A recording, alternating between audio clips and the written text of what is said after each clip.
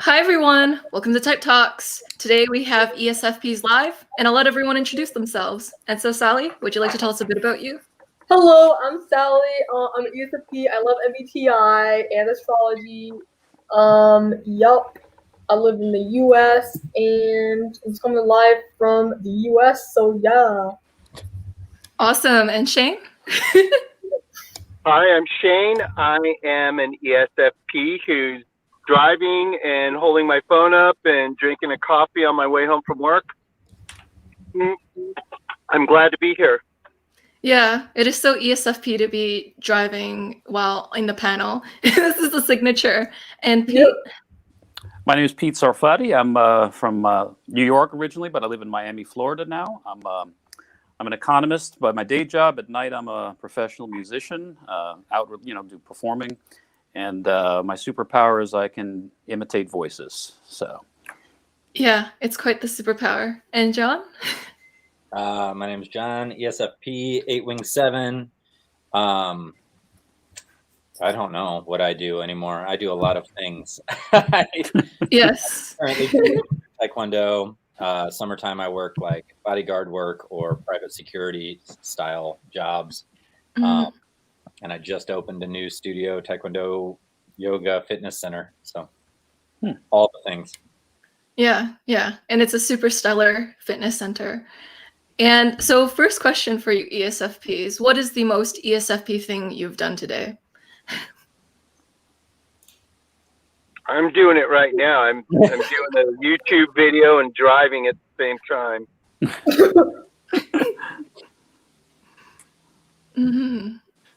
For me, it was just working, but enjoying being distracted and welcoming phone calls, which I know we've talked about this before, but I got a call from my coworker. We stay on for 1 hour and I just write it off as time, technical guidance, but it's really not. It's just and I enjoy it. I enjoy just taking breaks. So. Excellent. How about you, John? I don't know. Everything. My whole life is defined by the ESFP trait. I guess I do a lot of FaceTimes, and I'm curious, does everybody else like to FaceTime? Are you guys FaceTime people? I use it, yeah. So it depends, but usually, yeah, I like having my camera on. I love talking to my friends. It's really fun. Yeah, it definitely plays to that SE a little bit, where you can see the facial expressions as you're responding and kind of gauge your next step off of that facial expression. I do terrible when I'm just on a phone call. So yeah. I guess my ESFP trait today would be all of my calls have been FaceTime calls. Yeah, you get to see their body language and all that SE stuff. And so the first question of tonight, unless Sally, you also want to answer that question. I don't know. I just basically went to class and slept. I guess I listened to some music and enjoyed myself today a little bit. So. That's amazing. And so Pressy asks, what are the biggest differences in thought process and behavior that you've noticed between ESFPs and ENFPs? Wow. I think the first thing to say is that we are a lot alike in many ways, especially some of us. And a lot of people commit type as one or the other. Yeah, I'll just start by saying that and let someone else chime in on the specific differences.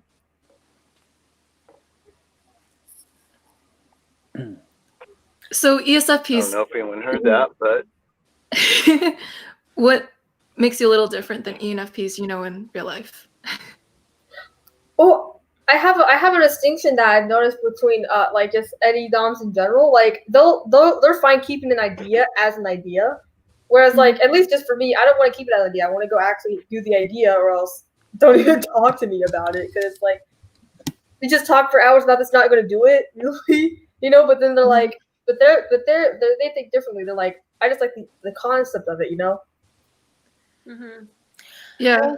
Yeah, and I find that ENFPs, they get overwhelmed by the sensory more than we do. Obviously, I don't know if it's me, but we're having some technical difficulties over here. Yeah. So that's one big difference is that I hear a lot of ENFPs talking about how They don't really like loud sensory things. Too much sensory on them.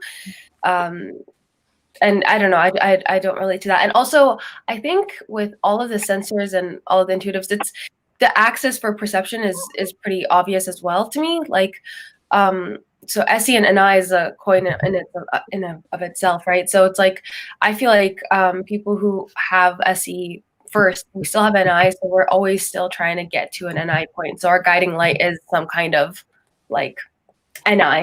Whereas with NEs, it's like they have 1,000 NIs, and the way that they structure their lives is through SI. So that's the main.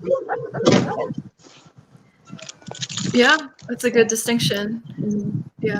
So ESFPs favor action, like what Sally said, and what Ikraam said as well. I've noticed something behavior-wise. Compared to ESFP, they seem to be a little more reserved than us. I notice, like in social situations, they're good. Don't get me wrong, but I notice, especially like in a work situation, I notice if it's a presentation and all, I flourish in such an environment. But I do have an ESFP coworker, and she actually just gets, you can see it, like actually nervous, and when normally in a regular conversation is very lively and spirited, when she's up in front of people, I could tell she's very uncomfortable. Whereas I notice that I'm more in my element in that. So that's just a behavioral thing I've noticed different. And I can tag on to that. I feel like that comes a lot with what was just said about like the planning versus action oriented. I find that if I give a speech in front of people and it's definitely 100% off the cuff, it flows very well, and I'm able to like bring my points around. If I try to plan something out, it does not go as planned. Yeah. That's the thing with planning stuff. It never goes to plan. Like how like I've never had any successful like, oh, I'm gonna plan on 6 months in advance. It never goes like you want to. It just doesn't happen. It just either happens now or it doesn't happen. Yeah. All my NI DOMs, there is no point in planning. I'm just it's a waste of time. Yes. That's so true, John.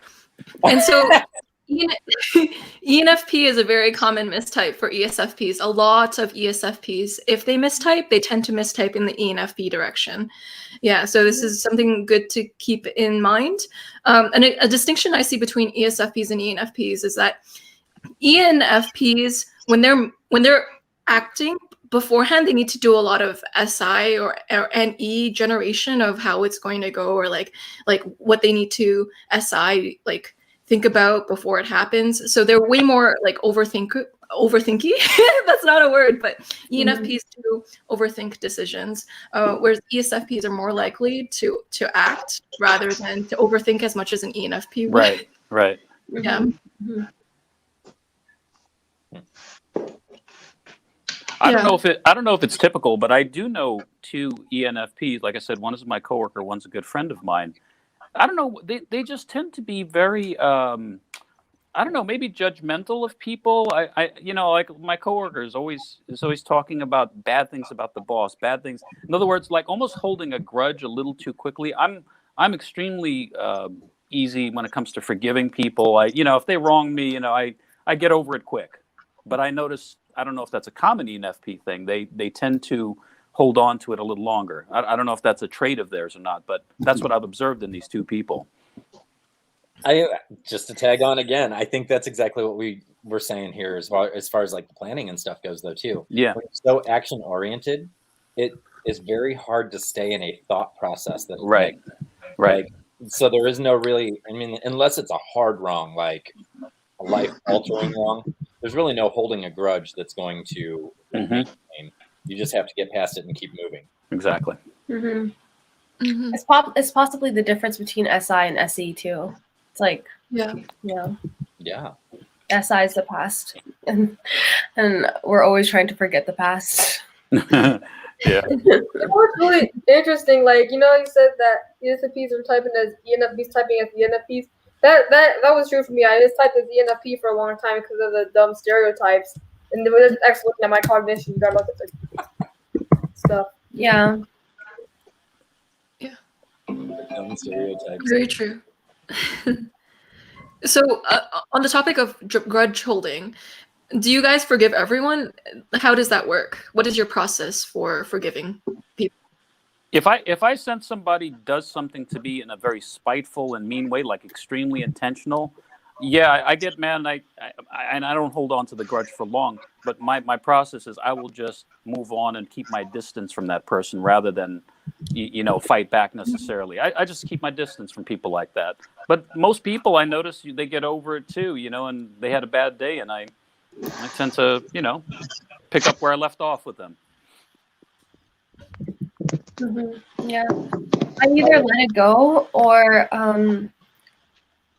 I notice a pattern, and at some point I kind of just get it off my chest, and then that kind of allows me to let it go fully.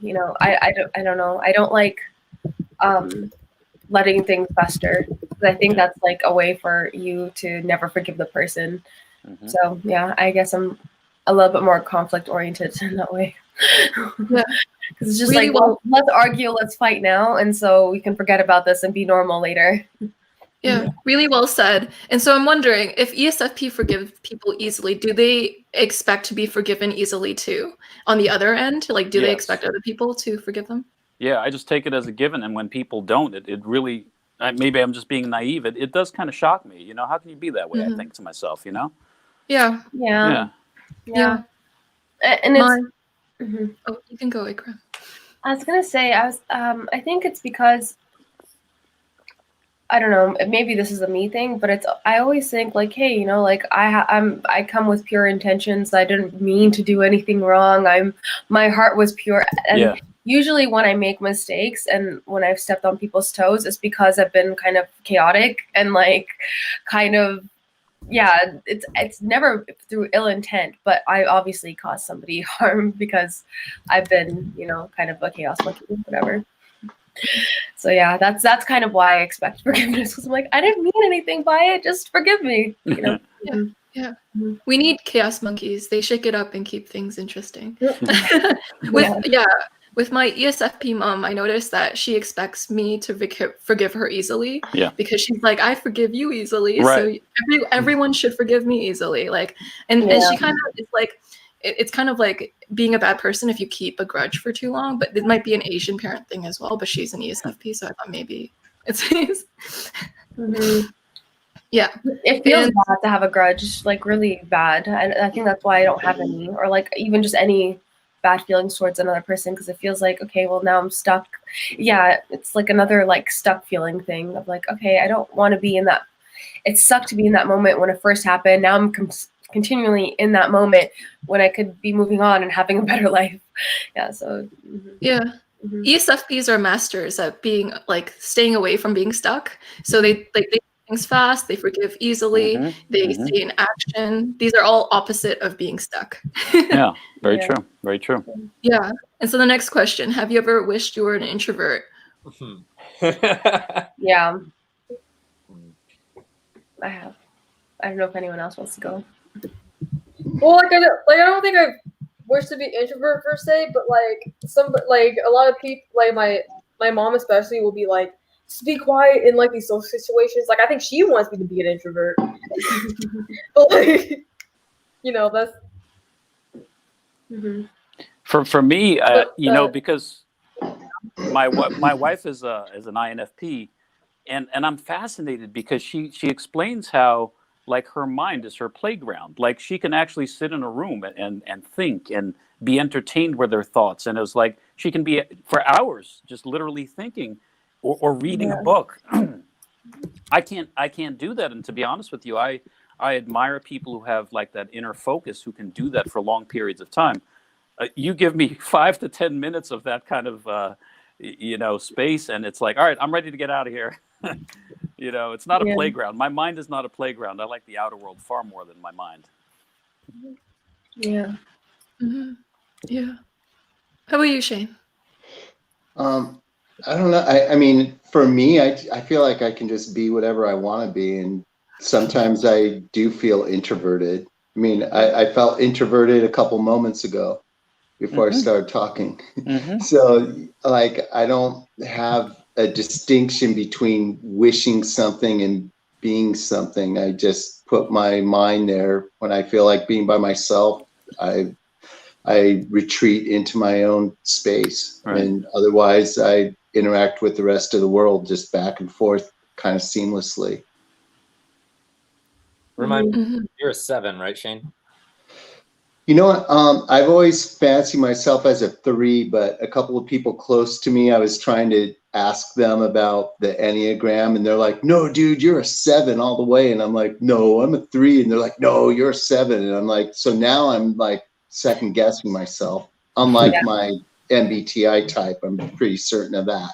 But now I'm kind of messed up on the Enneagram. Oh my God. I know I'm a 3-7-8, but which same one with comes me. first? Yeah, I'm the same. Yeah, as I don't him. know. Mm-hmm. Yeah. Interesting. How about you, Ikraam? You said you agreed to this. Yeah, I did agree. I also got retyped in the Enneagram. I said I was a self-pres 4 last time. I wasn't sure though. I'm a 7. Yeah, I think. Okay.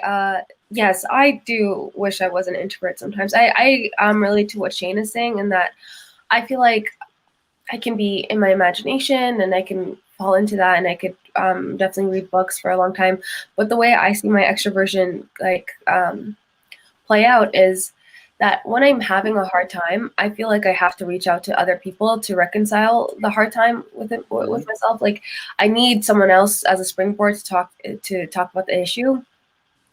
And sometimes you don't always want to go to another person. Sometimes you don't know, like, the topic isn't super comfortable, or you haven't really processed it or whatever, but I still really feel that need to talk to another person about it.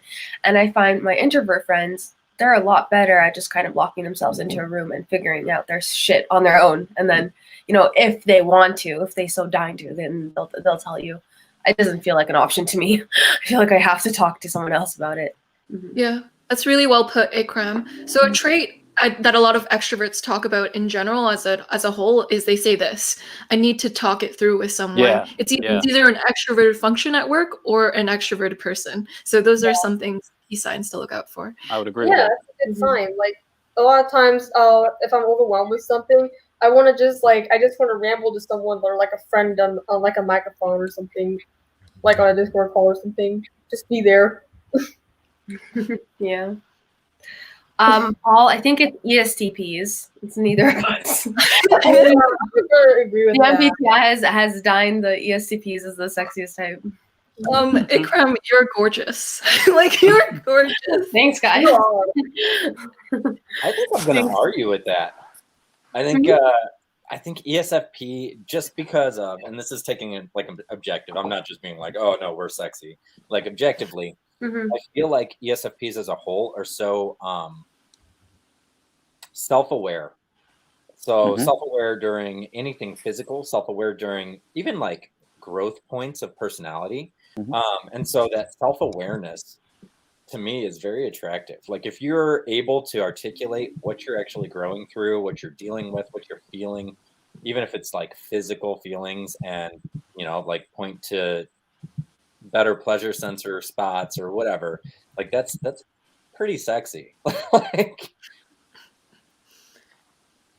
yeah, cool.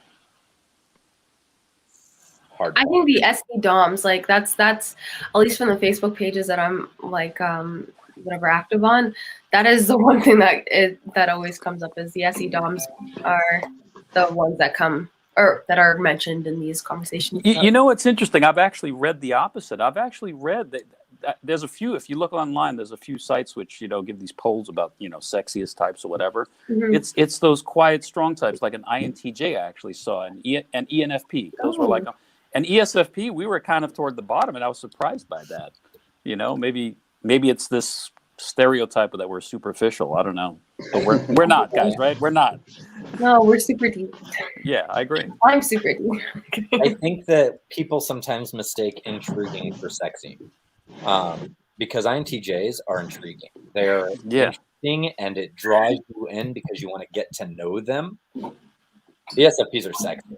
Like, you kind of want to get physical with them. If that makes sense. Maybe I'm off. Maybe I'm way off. Oh yes, absolutely sexy, and we know it. Yeah. Well, Yeah. No, that's too I much. feel like ESFPs, some of the females, when they get older, like my mom's like around late 60s, and she still cares about her looks. So she has a fine pulse on how she looks still at that age, and That's so good. she looks really good for a 60-year-old. So yeah, if you want a fountain of everlasting youth, there's a subcategory of ESFP that is that. Yeah. Yeah. Mm. Okay, so for this question, for Beyonce, I'm not actually sure what her type is, so I haven't really researched into her, and it's very controversial. And I'm FE in the second position, and I don't like conflict. But I love your question. It's just that I'm a little conflict averse, so I just wanted to tell you why I was not. I think she's an ESFP. I'm not conflict averse. Things like that, like anybody that wants to be a hater and is like, oh, they don't know what they're talking, come to me. I'll take it. Like you can conflict me, find me on Facebook, DM me, I'm down. Don't take that crap to Joyce. I got it. Yeah. This is the wonderfulness of type 8s. Whenever I have a hater and the 8 knows, they're like, show me who it is. Yeah, point it out. Give me that guy's name. Yeah. Thank you. I appreciate that. But in terms of being a performer, and this is where I can relate to Beyonce, because, I was, perform on stage for the last 9 years. I can see it when she's on the stage, and I can see the attention she gives to her craft. And you can see that feeding of something that's really, at least me, desire is to be admired, to be on stage, to, have people dancing at your music and all that. You can see she really eats that up. So I'm not sure either what her type is, but I would say that that's pretty accurate, and it could be just a mask she wears. I don't know, but. Do you feel like people can act as a certain type? Like you're not actually that type, but you can put on that face for a while? Yeah. Yeah, I think you can act any way you need to, Yeah. I mean, going into the first question that we got, like, have you ever wanted to be an introvert or acted as one for somebody else or for acceptance? Like, I don't know about you guys, but in the immature stages of my mental capacity, where I wanted to be accepted by people and I would go ahead and mold myself or blend, I could totally be read as a different type for limited time. Yeah. Oh, continue. Sorry. Yeah, I got something to say, and it's backtracking back to this whole thing about introversion, is that there is a point at which I do shut down and actually tend toward more introversion, and that's when I feel that I don't have that power anymore to, impress somebody or be this object of admiration. Like if I'm in a group of people and I can't make them laugh, or I feel like, maybe there's no compliment or anything like that, and they're just drab, I shut down. So I don't feel like I'm being fueled. So that can give me more of an introverted feel. And I find that a lot of times when I'm with people, like last night, literally, I had dinner with my family and some friends and all. They're all INF somethings. It's true. And I feel like I'm stripped of my superpowers. I think we perform, right? The ESFP as a performer. It's not necessarily a performance. I want to say it's an energy transfer. Yeah. And we feed on the reciprocation. Yeah. And so, like, if we are in a crowd and we're performing, give that any definition you want. Giving a speech, talking to people, being funny, whatever, physically perform, whatever. If we're performing and that is kind of that energy is being reciprocated in any fashion, it strengthens us and we feed off of it and perform better. Yes. No Exactly. Oh my God, that's so true. Like, anytime, like, if even if someone laughs or anything, it's empowering and makes me want to keep going. Yeah. So extroverted functions, they feed off of reciprocation or that back and forth with the outer world. They can't be the only one just giving and then the outer world isn't giving any feedback. That if there's no feedback, the extroverted function, it has nothing to go off of. And then it becomes understimulated. Yep, that's right. I'm living Yes. there alone. Oops, I I went to the next question. Okay, how do you all relate to the stereotype of SE and loving needing physical action? Do you find SE can be satisfied while being relatively lazy? No, I can No. definitely be satisfied with lazy. I don't care. laziness is death. Yes. Really? Yes. Mhm. I can be lazy when I'm underground. Like honestly, I don't mind sitting on my ass eating chips and just browsing Discord all day. I don't give shits about physical activity, but it is nice when you do get the chance. Like I do like going for walks and stuff and going swimming and stuff. But I'm not like, oh my god, I do this like 24/7. I'm fine just sitting on my ass. I think, yeah, for me, I experience SE, and when it comes to physical, yeah, for sure, like definitely wanting to walk, Mhm. definitely need to move my body, but I also satisfy it through like just finding something new. So a new hobby or whatever, just satisfying this like insatiable need for newness, and so that could be like being on Discord. Like I had a slight Discord addiction in the beginning of quarantine because I didn't have anyone to talk to, and I made all these online friends. But it's like, what am I addicted to when when I have that Discord addiction? Well, I'm addicted to talking to new people and having all these wonderful new conversations. I still think that's SE, right? You're gathering things through sensory. It's definitely not as satisfying as seeing people outside, hence why I didn't have the Discord addiction before quarantine. But yeah, so I think it's both things. I think you can sit on your ass and still like gather in the SE or relish in the SE, and I think it's also physical movement as well. Mm-hmm. One thing my wife does not understand. She said this the other day. She goes, "Oh man, just to have a day where I can just sit in bed in my pajamas all day and just read." And I said, "Your kid, that's what you want to do?" Mm-hmm. And it's so foreign to me. Yet again, I have to be doing something. She calls it a sickness. It's ESFP, right? Yeah. My mom is one of those ESFPs who are constantly doing things when she's bored. And she kind of sometimes judges people for being lazy because it's like, why are you not doing stuff? Yeah. That's the TE, right? Coming out. Yeah. Yeah. That's true. And so anyone else want to answer this before we move on?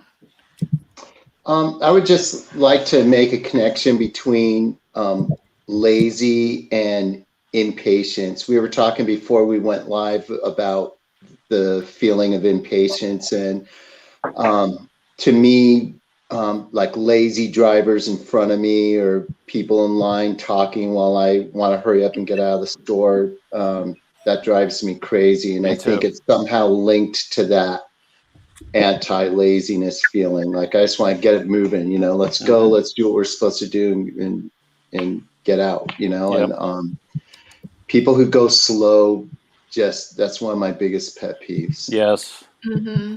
Yes. Yeah. And impatience is linked to the wanting to keep moving and not wanting to stay stagnant. Like the kryptonite of the ESFP is to stay stagnant. And yeah. And I think that segues perfectly into this next question about our TE, because that is a very industrious side of us that always gets overlooked by the stereotypical picture of an ESFP. We are industrious, we can work hard, and I utilize TE to the point to where I probably look like an ESTJ to people sometimes because, my list of things to do and I'm crossing things off one by one and I'm always on the move and I'm driven to succeed. And, if you didn't know the history of my life, you might have an entirely different picture of who I really am. Yeah, I'm glad you brought that up because I think, on the outside, we can look like an ESTJ sometimes. But again, it's maybe what do we call it when you're skipping your second function, like a jump? Looping. Looping, right.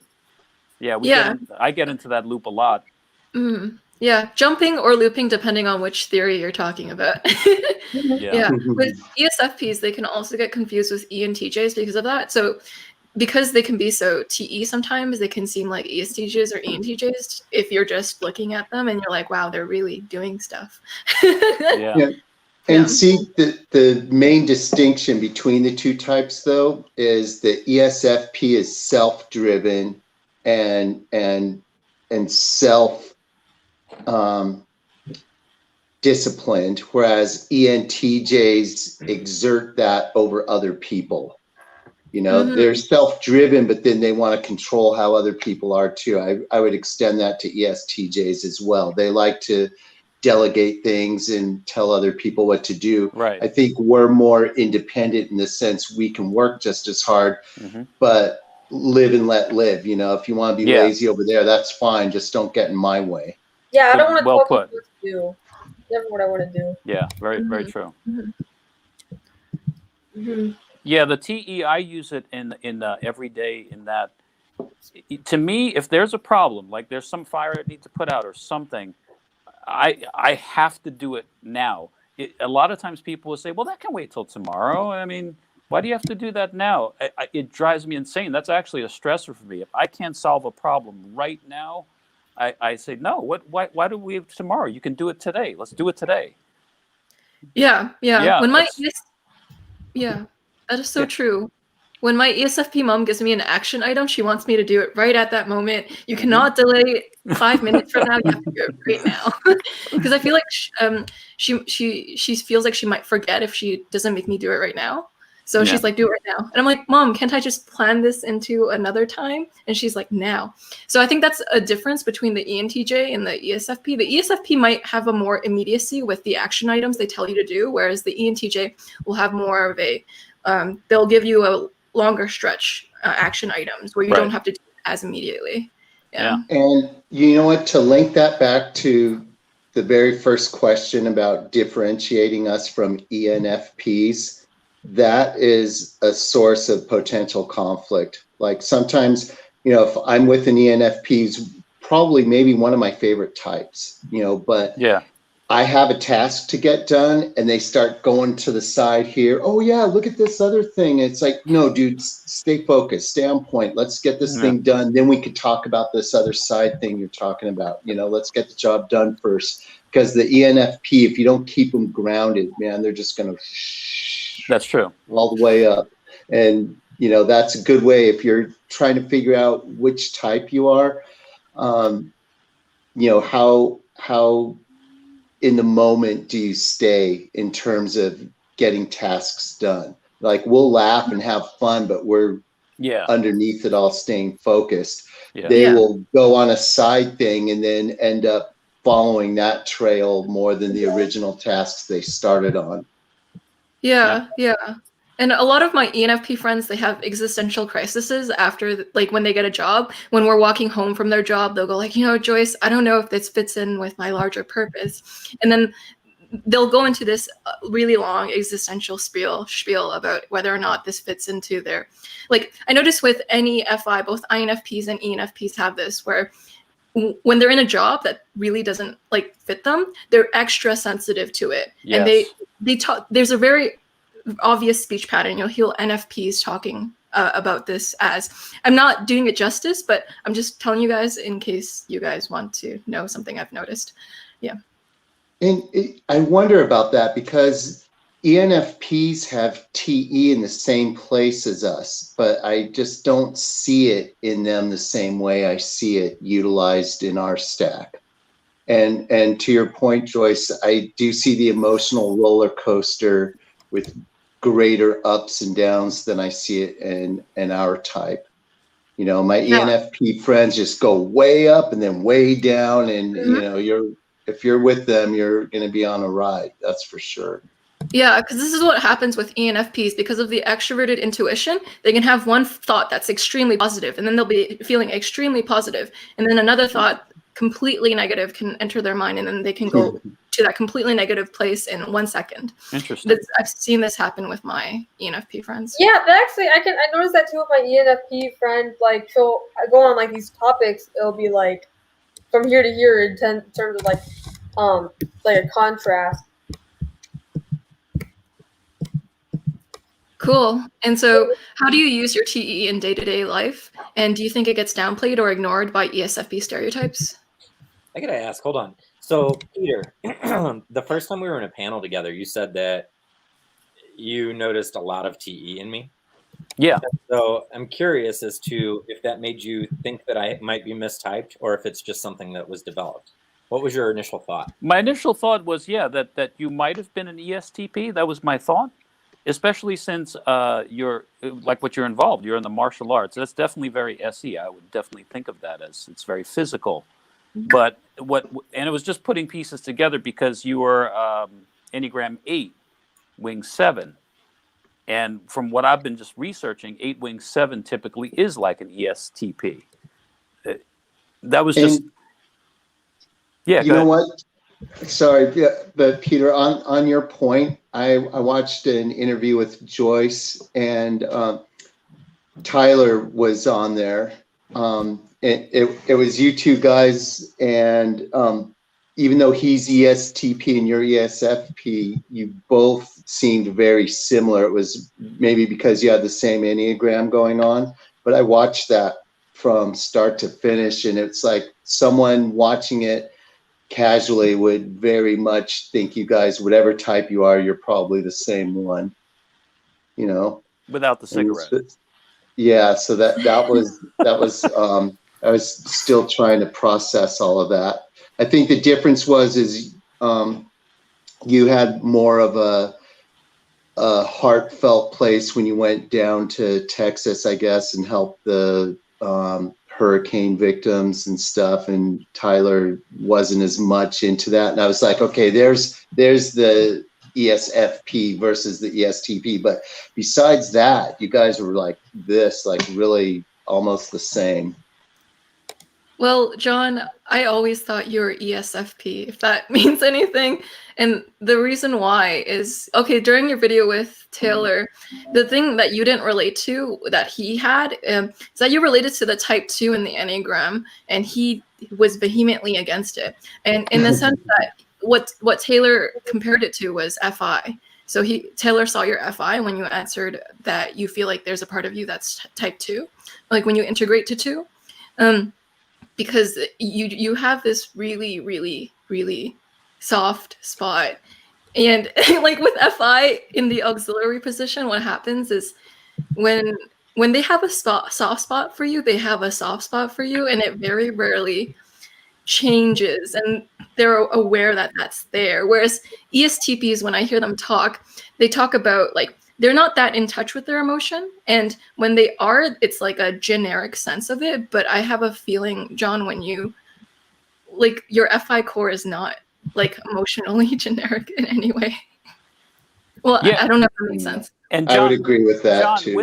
With that said, though, as I've gotten to know you, I definitely think you're ESFP, and the reason is, and this is like the giveaway, the fact that you asked that question, it's like, no, really, that's that alone right there is the giveaway to me. So, yeah, yeah, and so this question, TE day to day, bam. Lists of things to do. That's the main way it plays out for me. I make a list of things to do every day and cross the things off my list. It gives me a lot of satisfaction, even if it's a little bit elementary and childlike. I don't care. It works for me. And it's TE, and when I get that last thing crossed off, it feels great.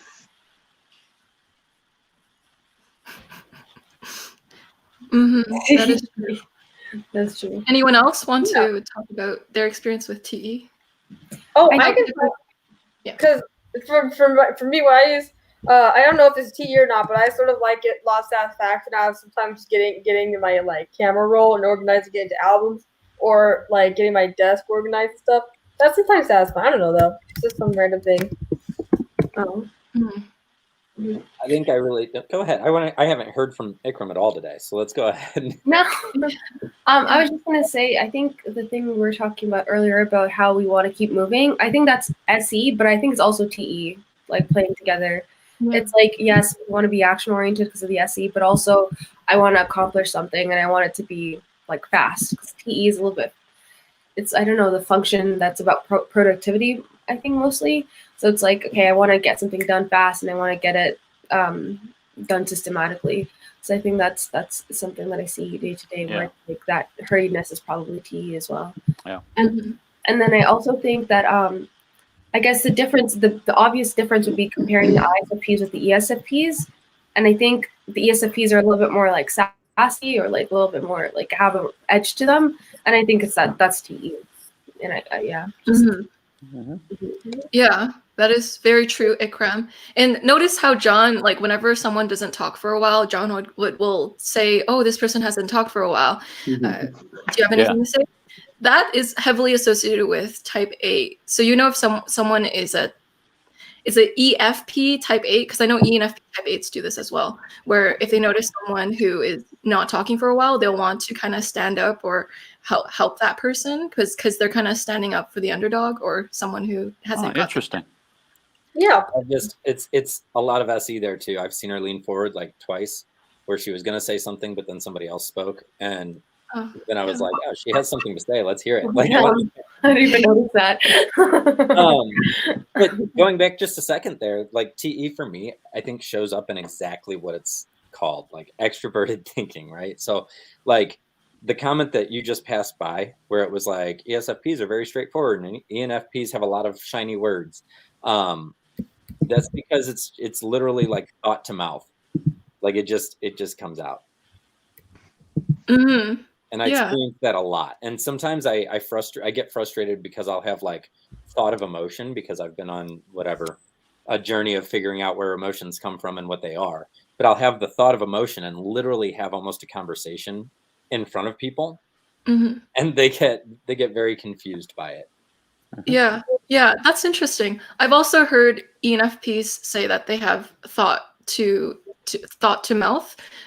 They're just very convoluted and they go way into the complexity when they say it, but ESFPs are even more straightforward, even though they do that same thing. Because I hear it associated with TE.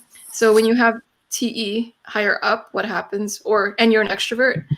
So I've heard ENTJs, ESTJs, ENFPs, and ESFPs all say this, where it's the thought to mouth. And they sometimes call it foot to mouth too. So it's saying something that accidentally sounds a little abrasive because of the TE. So Sally, and would you like? Oh wait, you already explained. Sorry, I'm being an introvert who's awkward and trying to keep this going. And so, which function do you not have in your ego stack that you are interested in? For me, it's TI. Every time I take like a cognitive function test, I'm so low on TI. It's not funny. It's like so low, and it's like I don't even understand what it is. And those who use it, it's like if somebody could explain how it looks in real life, I don't even know. I hardly use it. Logic, is that what it is? You know what? From the socionics perspective, we have TI polar, which stands for point of least resistance. We lack that more than anything else. And that made my initial typing of ESFP hard to take. It was like, what? That means we're stupid, right? You know, if we don't have introverted logic or thinking. But it's just that internal systematizing of things. You know, we like things more external, you know, like I said before, like list of things to do, truths in front of us that everyone can see. And the internal working, I would just say that's those people that just seem to know how systems work without having to write it down or do anything to remember it. And it's foreign to me as well. It's weird. Yeah. You know, it's a trippy thing, but I'll let someone else. I remember one last thing I want to say. And I remember way back when I was in high school, I was taking geometry class, and I don't know if you guys remember. There's usually a segment in geometry. It's called proofs, like angle side angle equals angle side angle, whatever. And I was always good in math, but for some reason, when it got to that logic part of it, because that was really logic, it's the logic in geometry, I shut down. I couldn't understand it. And everybody said, come on, it's so easy. And I didn't get it.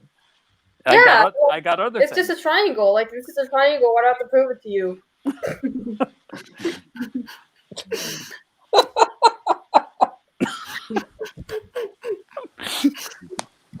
I'm sorry. Where I noticed the polar TI and ESFPs, or okay, I'm just using my mom as a reference point, so to give real life examples to the viewers, not because I need real life examples, but because I'm doing it for you guys. Yeah. Yeah, with my mom, what I notice when we get into conflict situations, well, she'll tell me her logic for a situation, and then with my TI, what I'll do is I'll deconstruct it, and I'll go like, you're wrong here, here, here. That doesn't make any sense, but we won't get any farther in the argument. And I realized that the reason why was because it was never a TI argument, because I'm like, it was never like the reasons that mattered. It was some sort of conviction she wasn't telling me about, like something that was important to her that I didn't ask enough questions to get to.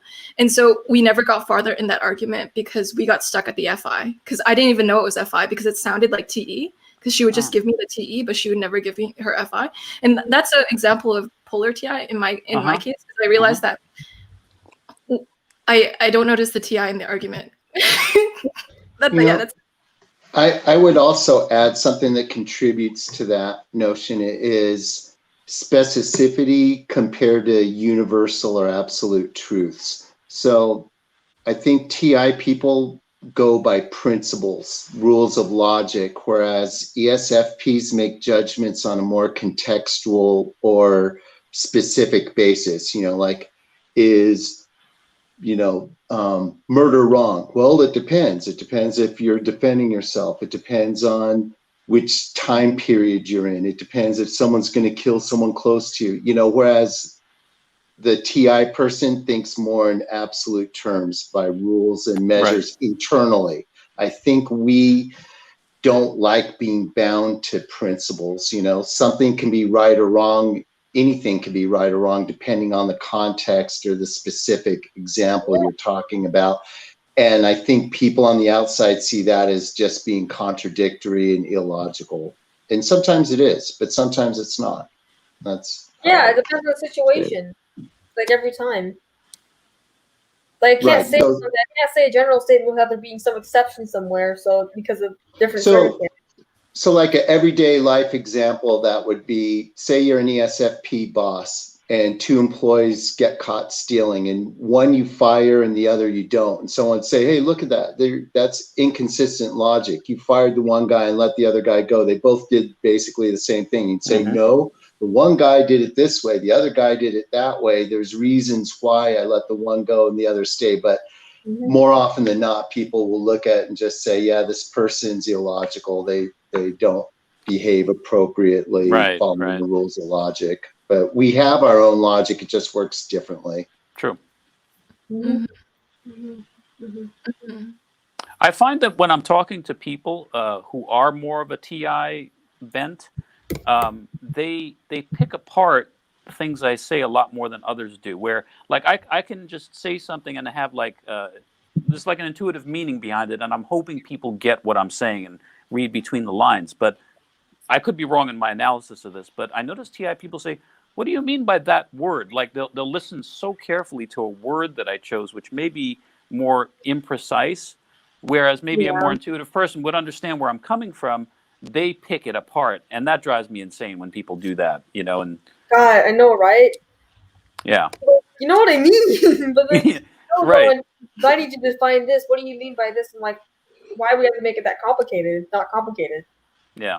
That is true. And so that next question, which types do you have good chemistry with?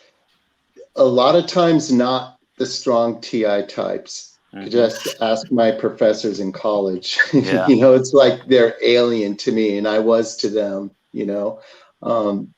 It's difficult, and I know our dual is INTJs. We're supposed to get along well with them because it closes gaps, but me and TI types, I have a hard time with them long term. That actually rings true for me too, because the types I get along with best are the ENFJs, ISFJs, INFPs, ISFPs. You know, those are the types that I tend to have like the best bond with. Other ESFPs, of course, y'all. And also, but no, actually, I do have with INTPs. It's fine because like it's actually really. I think maybe because like my dad's an INTP, and we actually connect really well, despite us being basically opposites in terms of type. We get along extremely well. Like he understands crap about me that even I don't understand. You know, it's really weird because I don't have that same chemistry with ISTPs at all. I get more along with INTPs and ISTPs, even though they got the same dominant function.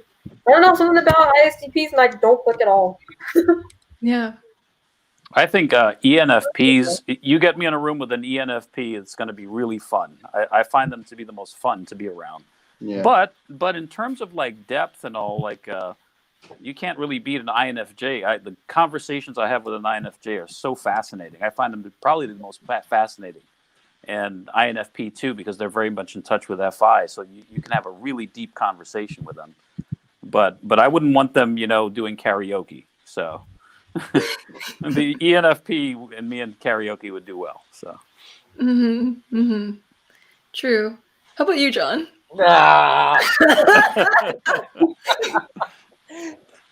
Shut up, Joyce. I love INTJs.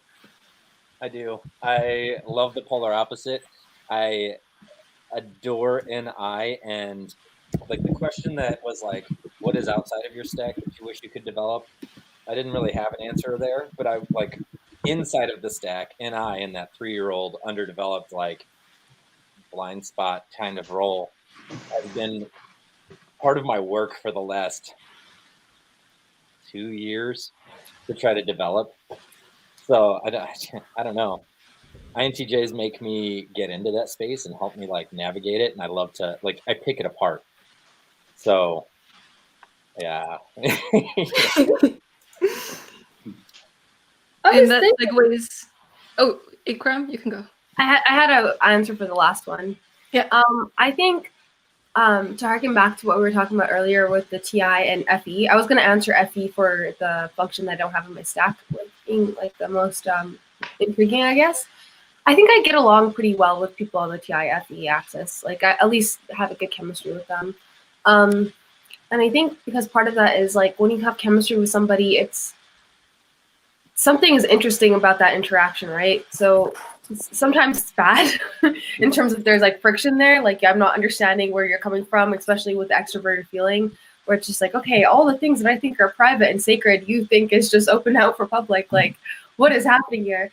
But it's kind of like also like a breath of fresh air and just honestly like a weight off your shoulders, because sometimes I do take my FI a bit too seriously. And so I heard somebody describe it. I think it was an ISTP I was talking to before, but he basically said it's kind of like you get a feed. You're not when you're talking to people on the opposite axis when it comes to the thinking and feeling. It's nice because it's like an input for each output, right? So they're thinking so insular and inside, and we are good with brainstorming. So that's an interesting like dynamic. And same thing with our FI, where it's like we have like strong values and they're more like flexible there. So it's an interesting. So I don't know. I think that creates chemistry. Sorry, that was like really long-winded. No, that's fine. It also yeah. So that was my answer. It also has to do with your interest in development and where you're at with that. I think every time there's been an INTJ on a panel that I've been in, like the chemistry there has been great, especially with like Michael. Like I felt like Michael and I bounced back and forth really well, and he would be somebody that I'd like to get like I would hang out with. Like I don't know, INTJs definitely. Yeah. So Joyce, do the polar opposites tend to work then in terms of MBTI theory? I mean, like what he's saying, it's our opposite, right? Yeah, I see there to be trends. I also see like any type can work with any type as well. I'm more on that camp. Right. Yeah, but there are trends, like there, especially individual trends too. Like certain people will have certain preferences. Yeah. You know what's interesting? I really find INTJs fascinating too. I know another thing I noticed is like and I tend to read between the lines, especially high NI users. Like they'll read between the lines a lot. Like my ENFJ friend does that a lot, and accurately too. For me, I don't read between the lines. I take things at face value. If you tell me, most likely if you tell me something, I'm just going to take it as face value. And if you have any alternative motives whatsoever, I'm just going to not see it. I'm just going to straight up not even see it. It probably could fit in because I'm also ESFJ in socionics, ESE, polar NI. That could also contribute to that. I just don't see that stuff. Mm. It doesn't happen. It's just whatever's there is there for me. That makes sense. Yeah. To go back to the, I guess, the attraction question, what I see the trend to be is like when you have seen that someone has changed your life, like changed it in some way, you start to have a thing for that type. So if anyone ever says they have a thing for a certain type, it's because they've been substantially like imprinted. Yeah. Yeah. Yeah. But I don't find that to be general trends. There is like a slight general trend, but normally people like types because of their own personal experience with that type. Mm-hmm. Yeah. I'm not naming anyone, but it's just like what I notice. Okay, so what NI tends to not see.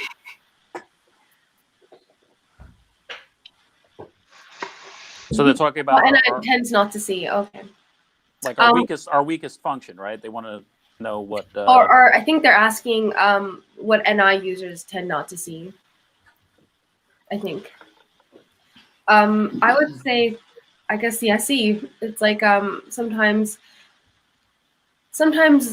what I see NI users do that kind of gives me a little bit of anxiety is that they like putting things. They like synthesizing things into small categories, which is I can see how that's really nice and comforting, but I guess because I'm an SE user, I can see how that's just those categories are too broad. You're going to miss a lot of details, and if you miss those details, then oh my gosh, like you're going to get the whole thing wrong. So what happens with what they tend not to see is the chaos that's going to come from missing some of the details and clumping too early. Yeah. Yeah. As I see it, the NIs make a lot of assumptions and take a lot of intuitive leaps where I would need more proof. I like to see something to believe it. The NI, like my brother, he's an INFJ. He's fascinating to talk with, but he's got all these theories about things, and I say, but you don't know if that's true. But he speaks about it as if it's true and it's a foregone conclusion, but he has no proof. Whereas me, I will question it, but I like listening to theories. You know, it's like, all right. Yeah. Like I'll give a sensory example, but I think I have an NI friend, like, but he's or actually no, sorry, this is something that intuitives just in general do, but I'll pick on NIs, but it's just like, okay, when we were a lot younger, when none of us had like a lot of dating experience, he would talk all like this game about like, this is how you pick up girls, I'm like, okay, but who did you pick up? You know, like, what are you doing this? Like, this is just like stuff you think should work, you know, this should work. And I think that's what NI is. It's like, this should work, but then sometimes they don't bring those ideas. Like it's good when they do bring those ideas to snuff in the SE. And so that's how those two functions would work together. But when they don't do that, that's when they miss. And yeah. And I think that's how NI could be seen as nerdy sometimes, you know. It's like, you didn't do the thing, so you're saying something that's not correct. I think there's two things there that look very similar. Intuition and sensing look similar when it comes to like decision making or like the next step in action. And they look similar because so one, let's use intuition first, is like a gut feeling or just like this is the way that it needs to go because of X, Y, and Z. But like sensing, when it goes into it, and I've talked about this a million times, but it's like the micro expressions, the micro movements, the things that we've actually sensed and seen and picked up on that make us make the next decision. And so when we try to explain those to each other, it's we miss the boat. But like, you can end up on the same railroad tracks with two totally different reasons. Yeah, that is very true. So NI, specifically how it manifests for ESFPs, what I notice with NI in the 4 slot for ESFPs is that there's a black and white nature to how they sometimes see situations, because with their SE, it can be so immediate, like their impression of a situation, or just they can sum up a situation really quick and read a room really quick. And so what I noticed with SE DOMs is sometimes they can see the conclusion as pretty straightforward, like see what's happening as pretty straightforward. Whereas to go back to our first question, the differences between ENFP and ESFP. While ESFPs kind of see situations as straightforward because of the SE and NI last, ENFPs overcomplicate every situation and don't see anything as straightforward. So that's another differentiation between ENFP and ESFP. Yeah, that's actually really true, because if I'm in a situation that's like, it's like going on for hours on end, it's like, can I just sum this up? Okay, you're mad because you misunderstood this text message, and now that we cleared it up, it's done. But it keeps going for some reason. Yes. Yeah. I'm gonna say goodbye, guys. It was so good seeing you all, and it was awesome being on the panel. I've missed you guys. It was so great talking to you, Ikraam. You have such an amazing personality and warmth and everything. ESFP, just like all of you guys. It was good talking to you guys. Bye, Joyce. Bye-bye. Bye. And Nari's here. Oh, nice. It's like we just switched.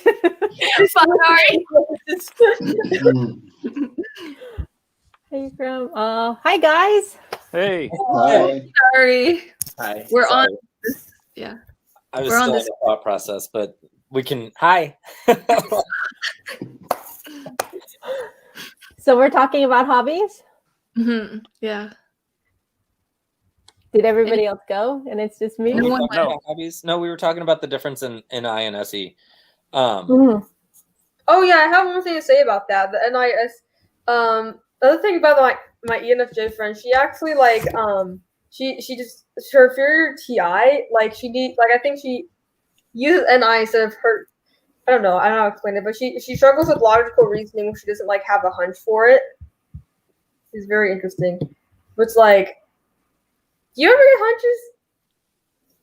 hunches? Based off of again, that's going back to what I was saying. So I think that our quote unquote hunches, we don't always notice when we're doing it. I think when it comes down to ESFPs, the observation of micro anything gets turned into what feels like a hunch, which true, yeah. could be called intuition to somebody else, right? So you can be mid-conversation with somebody and see an eyebrow twitch or something and be like, oh, what I just said struck a nerve. And we can go off of that. So the hunch of I struck a nerve is based off of the observation, which is a sensory thing. And I think too. I guess my NI is pretty shitty, so I'll probably misinterpret one of those cues, and they'll be like, "Are you mad at me or something?" Well, I think where we missed the boat there, because I said that earlier, we missed the boat on each other. We can end up on the same railroad tracks, but we just missed the boat. I think what NI and I interpreted the question differently from what we all kind of interpreted it as, because when they said, what do you think that NI users miss? I thought they were asking about ESFPs, right? And so when I took that question and I was like, my answer there would be clarity of thought. I think that to everybody else, we look like we are everywhere. There is no clarity of thought. There is no pattern. It's just thoughts spider web everywhere. It's like a Venn diagram or whatever. But that's not necessarily the case. We have reasons and the patterns that we have in our head leading us to that next thought. But to an NI user, it looks like it's just scattered and there's no rhyme or reason. Yeah. To add to that, I'd like to say, Joyce, you mentioned about ESFPs being unstuck. And that's the concept that I would like to use describing the difference between NI and SE. I see NI users can't get unstuck out of a hole they fell into, whereas we can find a way to jump right out. The difference is the NI users wouldn't have fallen into that hole to begin with. So, the NI users that I know are amazed at the way I've been able to recreate myself at various points in my life and, like a phoenix, burned to the ashes, down to the ground and then rise back up again, a new creation. The thing is, they can't do it, but they never need to do it because they don't make the screw ups that led to my burning my life down to begin with. So we have different skill sets. You know, we can get out of anything. The NI user doesn't need to get out of anything because they had the foresight to stay out of the bad situation to begin with. Yeah. And I think that highlights the different gifts of high NI users versus high SE users. I'm gonna answer a question in the future and also tie it in with this because it makes sense. One of my hobbies is I like playing chess, and back to my brother who's an INFJ. The classic how you see this play out is actually on a chessboard.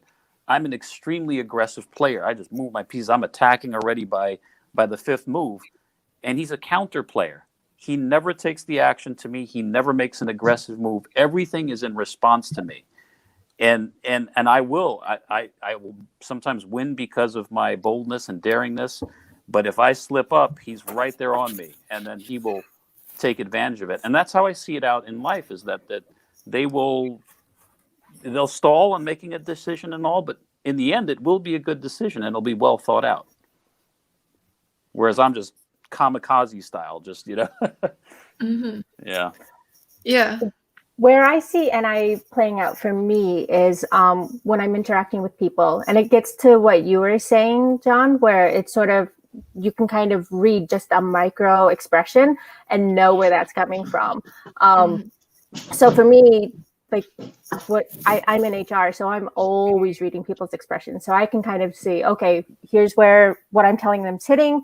Here's where what I'm telling them is not hitting. And now we need to kind of go back, revisit, and kind of take another path to get to that same point where, you know, they can kind of follow along, right? This is where I lost them. This is where I can tell, like, when they're giving me like a surface answer, but there's something deeper that I need to kind of dig into. And so I'm using those micro expressions to kind of understand, okay. And it's kind of based on experience, but it's also NI, where my NI is like, there's something there. There's something that I need to follow up. And it's kind of a hunch. It's sort of like, oh, I'm thinking that you're not feeling quite on board with this, or you're not really liking how this is going. Tell me, like, what you're thinking, right? Whereas, like, if I didn't have that, I wouldn't necessarily know. I would take something at like surface value. Yeah.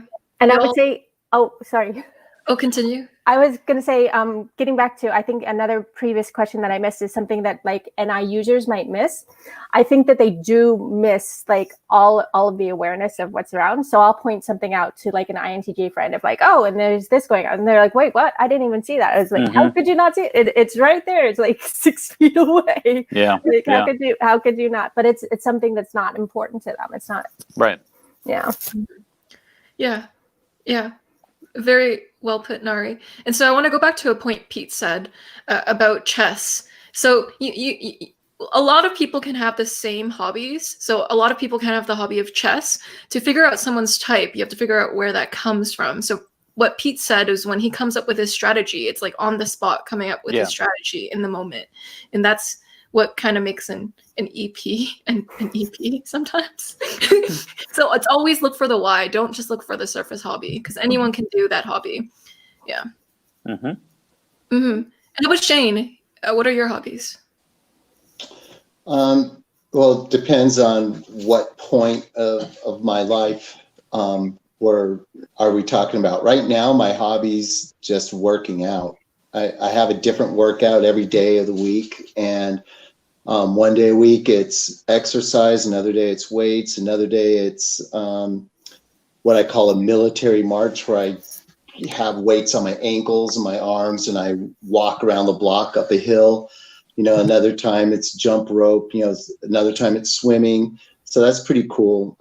At different points in my life, I played all different sports. I was a professional surfer straight out of high school. So, you know, it varies, but something active, something. And then MBTI, you know, for a non-SE hobby, I mean, this is what I'm into. This is what I watch on YouTube. This is what I interact with on Facebook. I love it. You know, I think there's much good that people can use to improve their lives in the theories. And I think it gets downplayed by a lot of critics, and they say, oh, it's not scientific or this or that. But something doesn't need to be strictly scientific to be helpful in one's life. Look at humans. Every single thing that matters to us is non-scientific. I can know how tall you are, how much you weigh, what year you were born, how many hairs are on your head, and I don't know a single thing about you. Your loves, your fears, your hopes, your dreams, your wishes, what makes you who you are. All of that's intangible. And I see, someone criticizes socionics or MBTI or objective personality theory as being unscientific. That means nothing to me. It doesn't discount it in a single iota. And when I see people using what they learn about themselves from any of the theories and they're improving their lives with it, I think it's great, and it's something to be cherished. And that's a big hobby of mine. Yeah. With MBTI, you can go, Sally. Sorry, because just going off what you said, there's so many dang articles out there that are like, oh, MBTI is not scientific and therefore useless. I'm like, okay, screw off, because MBTI does not have to be scientific strictly. It's helped me and it helped countless others with their lives. And it's like, who cares if it's fun? It's like, and it's helpful and useful. There's no reason to not be able to enjoy it. It's not useless. And it's like, another thing with hobbies is really interesting. A lot of people expect certain types to have certain hobbies. Like, you'll go on a personality form, you're automatically going to probably be typed as intuitive, unless you make it really obvious you're not intuitive, because people assume anyone's on the community is intuitive because they're into MBTI. But this is my number one hobby, MBTI. And then I have to have other stuff like gaming, listening to music and stuff. But it's not, my hobbies aren't typical of my type, so it's gotta look at the motivations, like you said. Yeah, and so when people say type isn't scientific, these are a few of the points that I would raise. One, a lot of soft sciences are not they cannot, by definition, as a soft science, cannot be scientifically validated. Second, people are always so mistyped in the MBTI community, so it's hard to put it through a scientific rigor if there's no test out there that can get everyone spot on 100%. So type to me, it's real. I see it as a real thing. It's just that tests, they don't type people correctly a lot of the time. And so what happens is if you try to do a scientific test with MBTI, you're gonna there actually has been pretty good research on the MBTI. Actually, I can link it below. There's Isabel Myers-Briggs, she has an official database with all the scientific articles on MBTI, but there are limitations to the studies because everyone's kind of mistyped because they're all from 16 personalities. You know what? I love 16 personalities. I don't care what anyone says about it. I think it's great. I love that website. They banned me for saying they banned my bio for saying MBTI in it. Yeah. Wow. Okay, tests are good for ballparks. I don't mean to trash 16 personalities. You can love whatever test you love, but just to take tests as a ballpark and not as the final truth and worship. Because I know a lot of people, when you introduce them to MBTI, what will happen is they'll go but the test says I'm this type. So they won't let you retype them because they're like, but it says I'm an ENFP. So and then there's this lack of questioning that is irritating. I'm sorry, I'm on a rant. No, but I think we all agree with you, Joyce. I mean, especially when you're taking the test yourself, I think a good exercise is to have someone close to you take the test as if they're you, and then compare what type they got for you compared to the type you got yourself. And what I was talking about the Enneagram earlier today, and it's like, what? No, I'm a 3 for sure. It's like, no, dude, you're a 7. I'm like, nah, come on. Shane, what you're saying is valid because, my wife, we're married now 26 years. She took the test on my behalf. I would say she knows me the best, and she scored an ESFP on my behalf. So that's why I would think it's pretty accurate then. Somebody Yeah, it's amazing.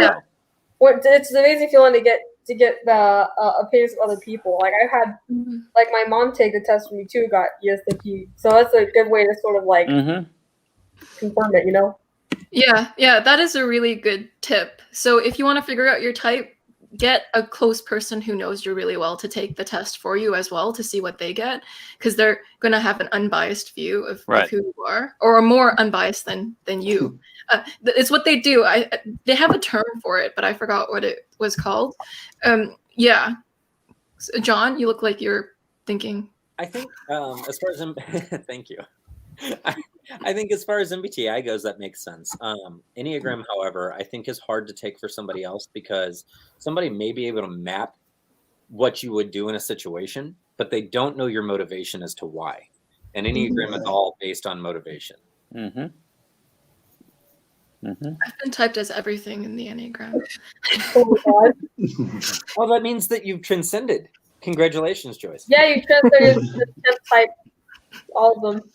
Hey, have you guys seen that Joyce has been typed on the MBTI database? If you search her name, she's there, and they overwhelmingly typed her as an INFJ. So. Nice. Yeah. Ooh, the spotlight's on me. Yeah, there it is. Well, you're popular on there. You got 40 votes. That's awesome. Only 2 people voted ISFJ.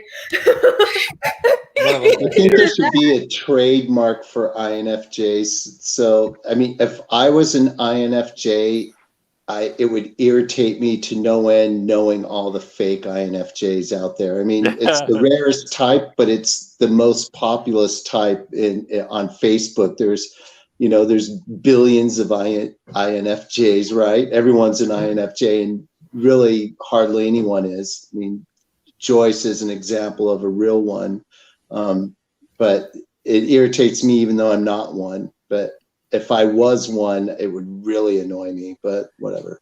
Hey, do you guys ever watch that guy, Eric Thor? Oh, watch him. Yeah, he's Cool. The way he talks. Hey, everybody, my name's Eric Thor. I like the way he talks. It's enjoyable to see. It's enjoyable to see his speech pattern. It's very unique. Yeah. Well, not only that, but English is a second language, so there should be some grace granted there as well. Yeah. Yeah, so you'll notice here that when you leave perceivers in a room and then you take out the structure, like I stopped asking questions for a while, right? And then we started talking about Eric Thor. So you'll notice with perceivers, they'll start to go to many topics. It's called channel changing.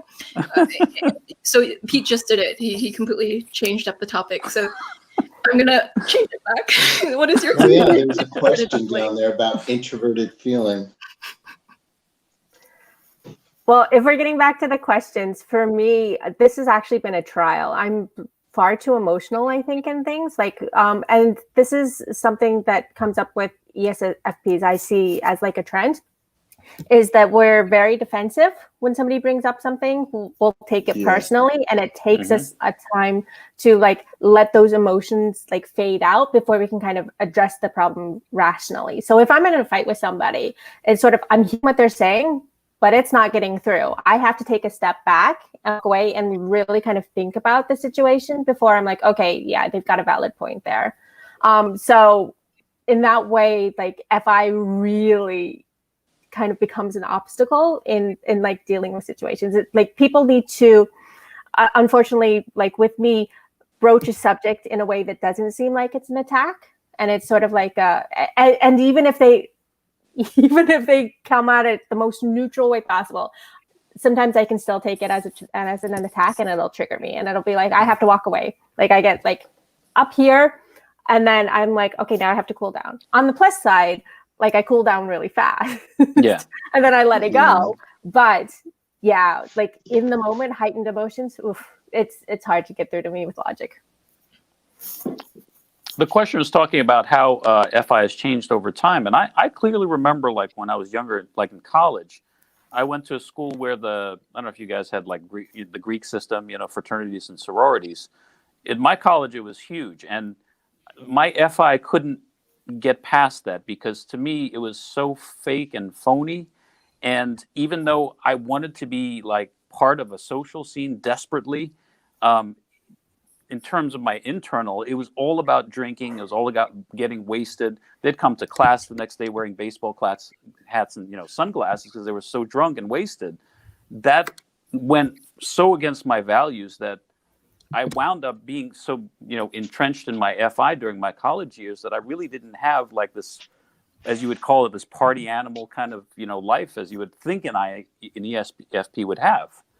So I don't know if that makes sense. The That FI. makes sense.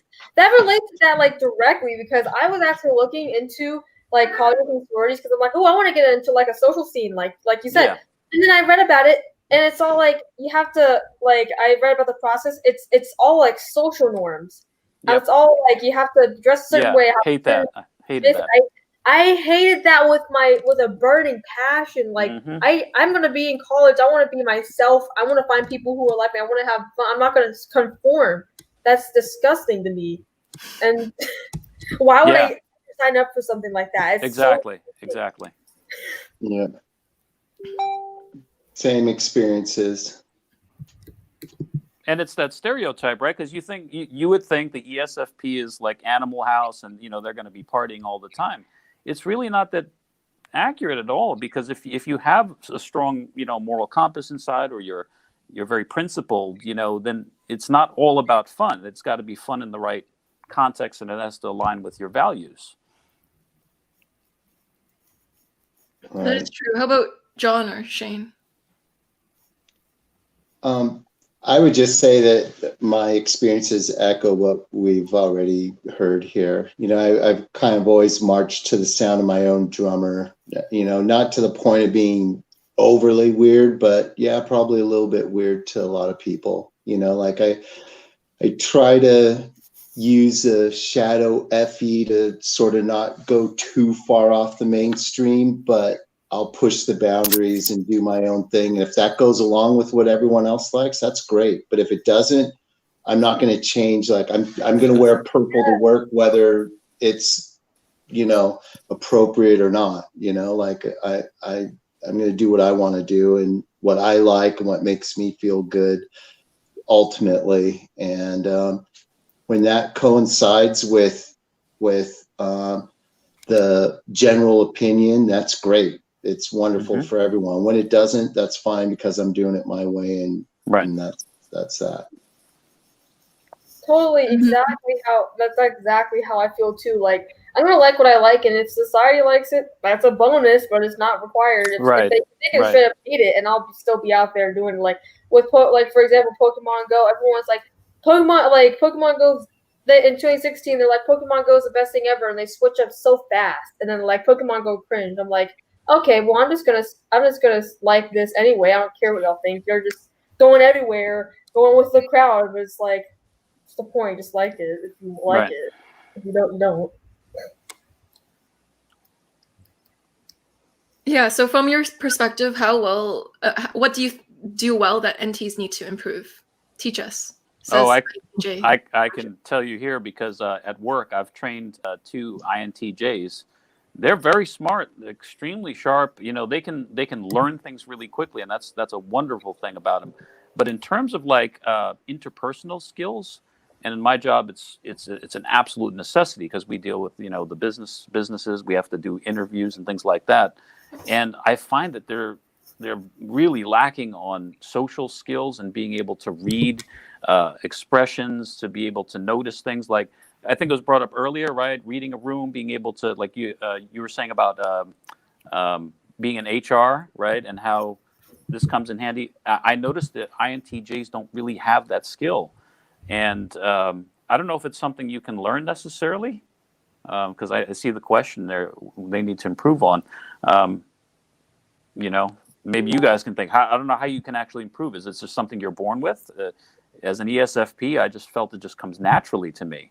So I don't know if that's something you can teach somebody. I'm pretty socially ass too, like that. Sometimes like I don't see social cues.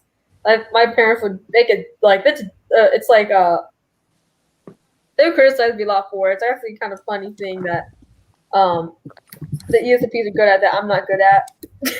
like I'll say some bull crap in the middle of like a social situation or something, or like table or like a dinner table or something, and like everyone's just annoyed with me or something, and it's like I can't even tell. I'm not even paying attention. I'm just saying it. I actually work with or have worked with INTJs in the HR realm, and they knock it out of the park. They absolutely kill it. I think that anybody can learn social skills. It just is a little bit more draining, and they have to be more intentional about it. Whereas I think as ESFPs, we kind of just roll with the flow and kind of go with it, and kind of know how to moderate our tone, our charisma, our enthusiasm, so that we bring people on board and they feel kind of welcomed, right? They feel like they're part of the group. I think that that's something that we're really, really good at, is that, and then like making connections and making people feel like, oh, hey, you know, you like this person likes this, let me connect you, so that people can kind of build in those connections. So I wouldn't necessarily say that I think NTs can learn. I think anybody can kind of learn any sort of skill. It just isn't as natural for people. You know, some people have to work at it harder than others, or it's more draining of energy than others. But you know, it's sort of, are they so inclined? Yeah. And Shannon, yeah. For me, I would say, what do I do well that NTs need to improve? I would say a sense of aesthetics and beauty, from fashion to office space to everything else. When I think of NTs, I'm going beyond INTJs. I'm thinking of the ENTPs. I know the INTPs. They usually have messy, cluttered spaces. Their clothes don't match very well. I mean, in general, I know there's exceptions, but you know, my first thought when I saw the question was the INTP dude should take the pins out of his short sleeve dress shirt pocket. That'll help. That's what he needs to improve. You know, that's kind of a smart ass thing to say, but that's the first thing that came to my mind. But in general, you know, they would see my obsession with fashion as something shallow, and maybe it is, you know, objectively speaking. But I think in order to be well balanced, we need to look at those things that we don't do as well as the general population. I think NTs as a group would do well to pay a little more attention to their presentation. Yes. You know, their office space, clothes, fashion, all that kind of thing. John? I feel attacked.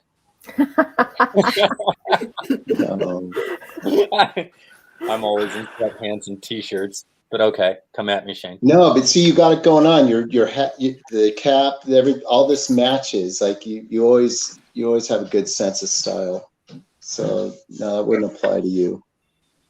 Yeah, I was pretty on board with Nari. I really don't have much to add to it, to be honest. How would a world where there are only ESFPs look like? That's real easy. We would divide into 16 ESFP types, and then we would have the divisions all over again. I mean, right?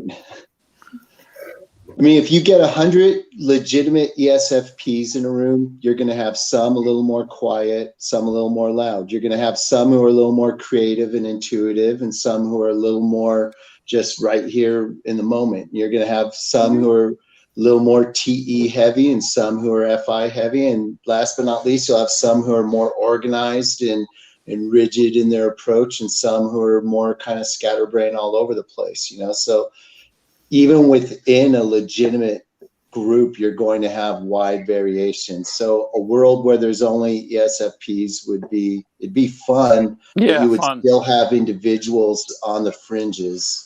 And that's how I come in. It might also be anarchy. I mean, we do like attention, and so sharing the spotlight constantly. That's true. It could end up being very, very dangerous. That sounds really fun. Like, you know, that sounds like just try to see what happens. Like, just in a whole, like, I bet the government will be non-existent, because I don't know about you, but I wouldn't I don't want to tell people what to do. I just want to do my own thing, let other people do their thing. See, that's where the Enneagram comes into play, because I want to tell people what to do. Yeah, my FI definitely has ideas of how the world should operate.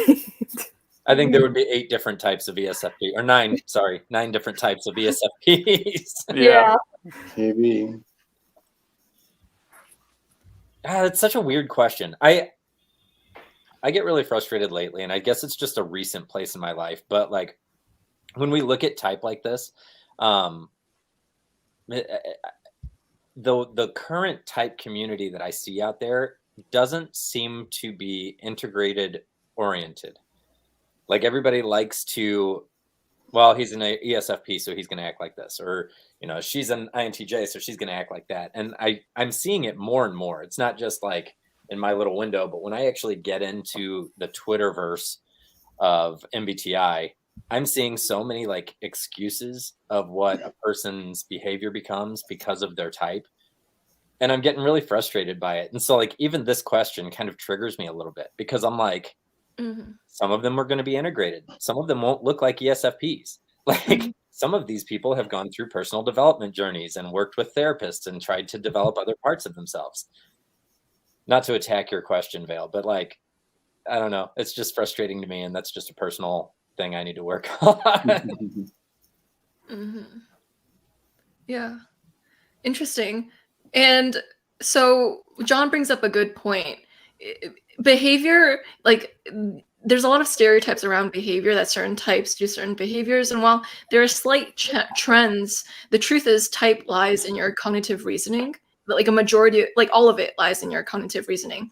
And that's the only thing you can use to truly determine someone's type. Otherwise, behaviors really don't mean much if you don't know the reason why. Right. Yeah. And so a world of ESFPs, what I would imagine is, you know that feeling you have when someone doesn't get your dominant function and you're kind of like, why are you doing that? I think you'd have less of that. You just, there would be some sort of understanding. Yeah. It's kind of like being in a room full of INFJs. It's like, oh, interesting. You think like me. I wonder if we would not be kind of bored because of that, though. I mean, one of the things that I love is the differences in the people that I meet and those interactions. They bring freshness to it. It's like if I were meeting people who all kind of thought and did things the way that I did, I would be really, really bored. Like I want new experiences, and I'm not going to grow if everything is somewhat similar. Hey, Shane, you know what's going to be an improvement with the world of ESFPs? Those grocery lines would move a lot faster because the cashier would be the ESFP. We'd just be moving a lot more faster. Well, people would dress better, which is on our next question. Now, some people disagree with this, and again, this is my FI speaking, but tips for dressing better, I would say match your clothes. If you're wearing a black sweatshirt, wear a black hat. If you're wearing a purple suit with a black tie, then mix it up and have a black pocket square. Match your clothes. You can't go wrong if you match, and not too many colors. It's like putting too many stickers on your car, So that's what I would say. And hi. Hey, sorry, I came in the middle. To continue. So Shane, that's okay. I would just say match your clothes better. I'm gonna take it a step further. I can't. Unbelievable how many times I'll see pictures and all where people are dressed nice and all. They have the black pants and all, but they have white socks on with black shoes. Right. And they don't know that white doesn't match. But no, one last thing in terms of dressing, and this is something I pay attention to in addition to dressing, is smelling good. I mean, put a fragrance on. That to me, that's actually the final touch of being well dressed. Because sometimes there's people who are well dressed, but yet they don't have the smell to match it. So I love it. Like there's people who look pretty and they have like good perfume and stuff.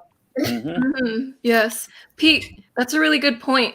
So that's a way you can type an SC Dom. So just purposely wear white socks and black shoes and see how long it takes for that person to notice. Oh, it's horrible. My dad literally like SE Polar notices that.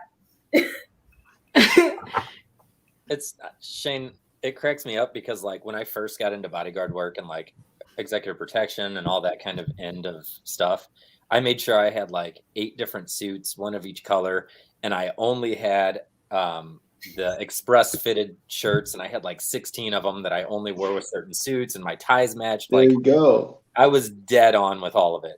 And then as I got more into coaching and more into the fitness realm, all of my athletical apparel kind of matches. It's weird. I never really thought about it. But when you talk about scent, like, and this is definitely a just me thing, I'm super picky about like my laundry detergent and my fabric softener. And I make sure that I not only just use fabric softener like in the wash, but I'm using the dryer sheets as well. That way, like, I don't have to wear cologne. And people always compliment the clean smell. Like, oh, you just smell so nice. So I never have a scent other than, Downy. Like, Yeah. So another joking way to notice an ESFP, smell them. If they smell good, maybe they're paying attention to SE. Be careful, because you can go overboard, and it's always surprising me that people don't realize, just like if they seem to have doused themselves in like perfume and cologne, and it's just like, oh, a little bit too much there. Like I don't tell you from like 2 cars down. I love it when anybody wears it. It never bothers me. I never complain about allergies. Pour it on for me. I love it. Yeah, it's just the thing. Like for me, I don't pay much attention to y'all as fashion in real life. Like in video games, I'm gonna make that crap match.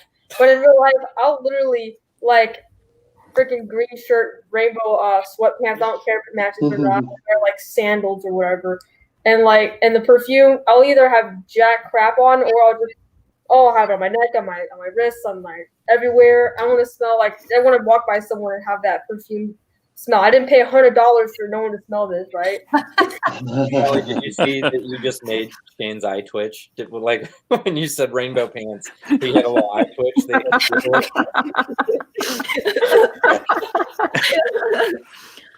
Who? I think part of being fashionable is having the confidence to wear what you're wearing. So people can rock it out with like skinny jeans and like burgundy with like a tan coat, and they can do it because they've got the confidence to carry it off. If it feels like you're wearing clothes that don't necessarily fit your style or mood, it's going to stand out. Yeah, I have a question. So as SE DOMs, because you said you're sensitive to smell and how people look, can you tell when someone likes you off of like how well they dress or how they smell around you? Like someone who's trying a little harder for you, is that obvious for you? If you've got a baseline norm, hey, somebody stepped it up. Like why?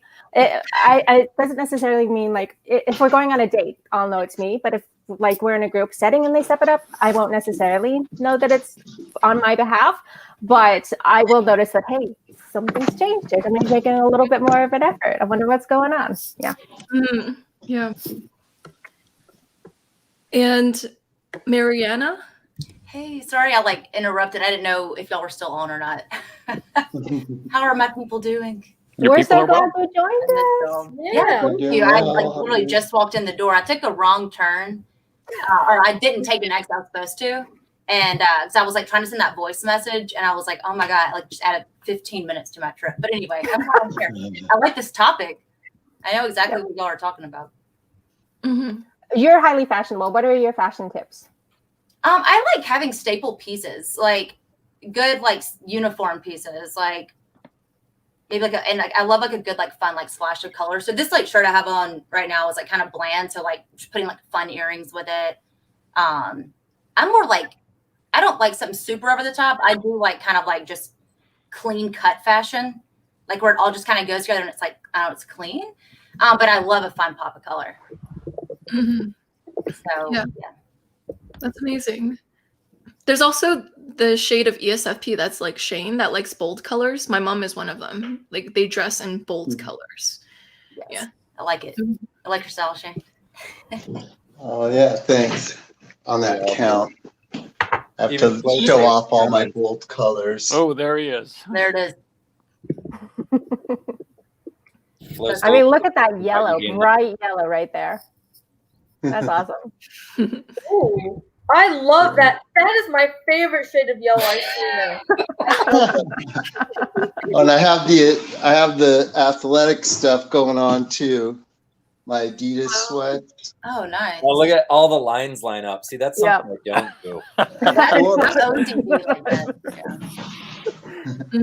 If you open one of my drawers, you'll see that it is just in there. It's just in there. Well, I've been there and done that too. That was amazing. Thank you for showing us. And so, are ESFPs the happiest of all types? Duh. I think so. I think part of it's because I think even if we're not Enneagram 7s, it's somewhere in there. It's that if we don't like something, we move, we get out of it. Yeah. You know, I mean, it sounds like such a truism, but we are in love with being in love. Being happy makes us happy. I mean, I don't want to disparage any other types, but I almost think sometimes some people like to be unhappy. Yeah. Oh, yeah. I don't. I want to be happy. I want to live life to the fullest. Life is a blessing, a gift, something to be enjoyed, you know? And I don't have any time to be unhappy or down in a rut. I mean, now to be human, you know, you're going to have your bad days and we all know that. But I would say, yes, I think I'm going to go on a limb and say, yep, I think we are the happiest of all types. You know, a coworker told me, she said, you have like a Pollyanna complex. And the reason she said that is because I see the good in everybody, and she cannot, for the life, she's the ENFP I was telling you about. She can't understand that. And I said, it served me well in life. I said, I found that if you give people the benefit of the doubt, you see the good in them, it really does come back to you. People will see the good in you. Yeah. And that's why I'm happy, because I choose to see the good in people. Right. Yeah. I think you're touching on something really, really important there, that happiness is a choice. And that you know, people can choose to be unhappy. I'll say that with a caveat. I know that there are mental health disorders, so sometimes it's a chemical imbalance, and it's not necessarily a choice. But so I'll backtrack and say, for me, happiness is a choice.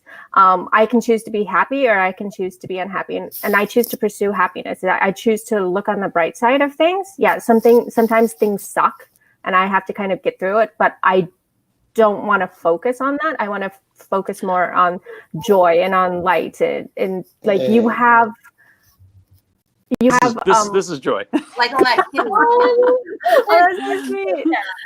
Yeah, no, you have a opportunity to decide on what you want to bring into the world, and you can bring negativity or you can bring positivity. And I think that most ESFPs would choose to bring positivity into the world.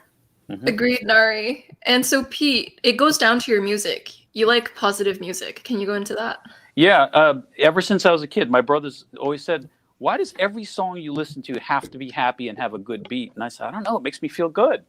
And he's listening to this serious kind of contemplative music, and he'd see I'd leave the room when that. But I don't gravitate toward that music. I want to feel good when I listen to music. And having a good beat and a positive, you know, message, and written and being a musician, I could tell there's certain keys you don't want to write songs in. D minor is a bad song. That's a bad key to write in. Sad, you know. B flat's a great happy key. So Interesting. John, what are your thoughts? I don't know what I don't know. I was just thinking about music, and I'm like, what kind of music do I listen to? And like, part of me was like, look, sometimes it's pretty angry. Like, I don't always listen to happy music, but I really like to confront the angry side of myself so that other people don't have to, if that makes sense. Like, if I can take it out in private and address it and like confront, we're going to use what I call Shadow John. If me and Shadow John can have our conversations within a song or music, then I don't have to do it with other people, and they don't have to suffer through that. Yeah.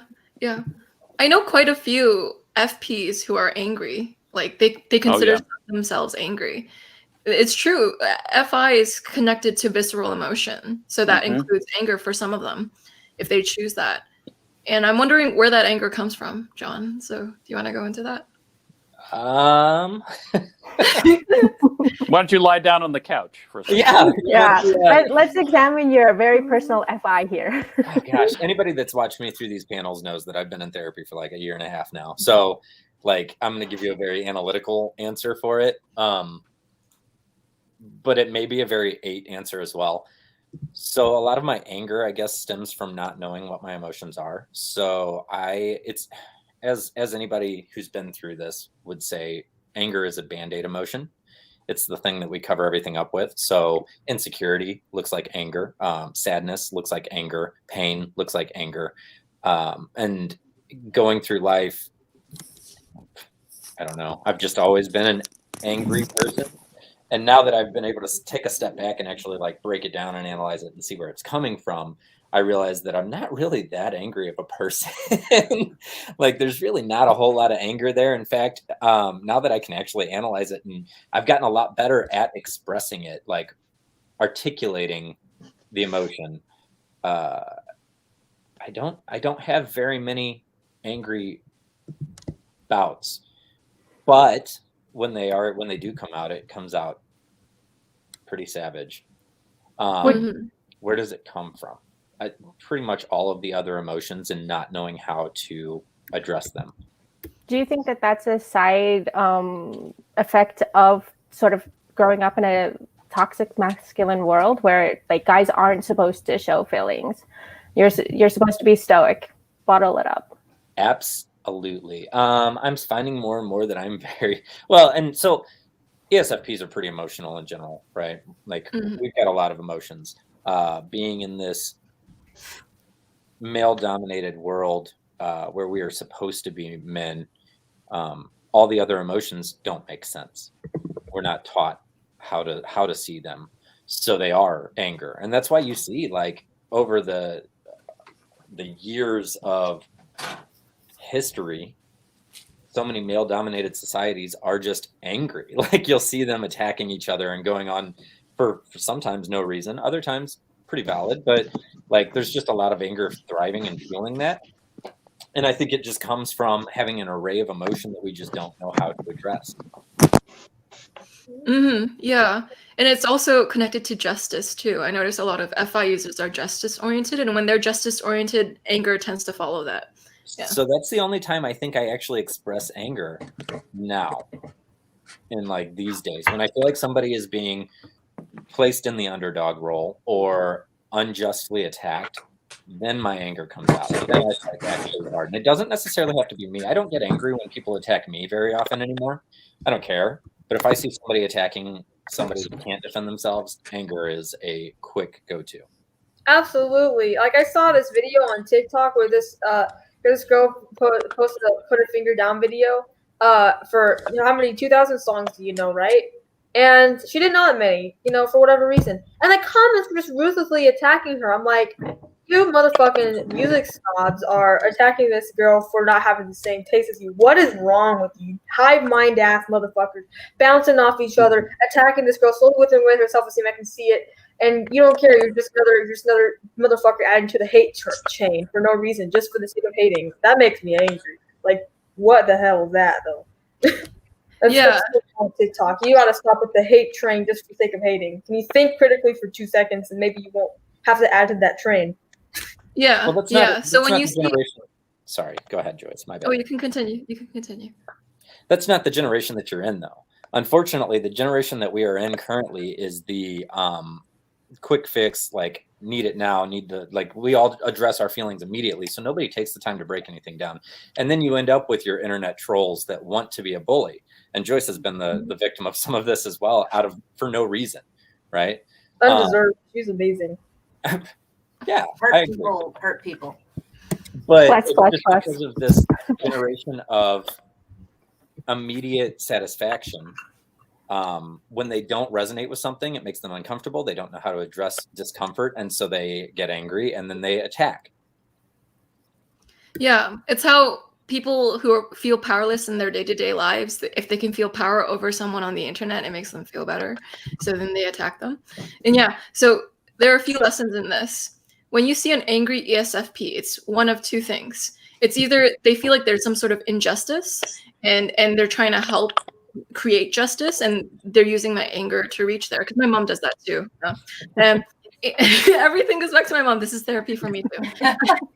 And second, it's either you're being too slow. Yeah.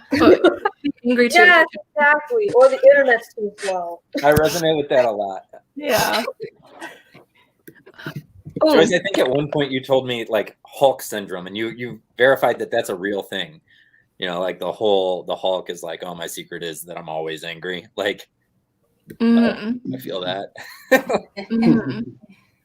Yeah, very true. And so are ESFPs territorial people? Oh yeah, Shane, you can go. Sorry. We skipped Flow State's question about. I'm trying to. It was a trick question anyway, because we all know ESTPs are the best at that. Yeah. Tequila shots and cake stands are ESTPs. That's something we'll take second place in. We'll give them that one. So are we territorial? I would say I'm territorial over my own immediate space. Other than that, no. There, simple answer for that one. I'm possessive about my things. Yeah. So over my what I think is as mine, and these are just personal possessions and not intangibles. It's sort of like you can borrow it, but you have to ask me. It's sort of like that sort of consideration thing, showing consideration. Over like friends or like intangible things like that, like my dynamic in a group. Not territorial at all. I mean, it flexes all of the time. I'm confident enough in my friend group to know, like, hey, I'm somebody who's like, the more the merrier. Bring in more people. Bring in a new diversity. Change it up. That's what I thrive with. Yeah, I think that is something for me that has changed with maturity. If you were asking 21, 22, 25-year-old John, I was very territorial. Everything was mine, and I would dominate it. Like the chessboard is mine to run and control. Now I'm currently at a space in life where I want the diversity. I want the opinions and the perspectives. I want to learn more. Whereas, and I think that's the difference right there as I think it out loud, as I go brain to mouth. Like we do. Exactly. That's the answer. It is. Now I'm in a space where I want to learn. And so I know that I can learn from all the other individuals in my space. Whereas previously in life, I was never in a space where I wanted to learn, and you couldn't tell me anything. There was no way to teach me something.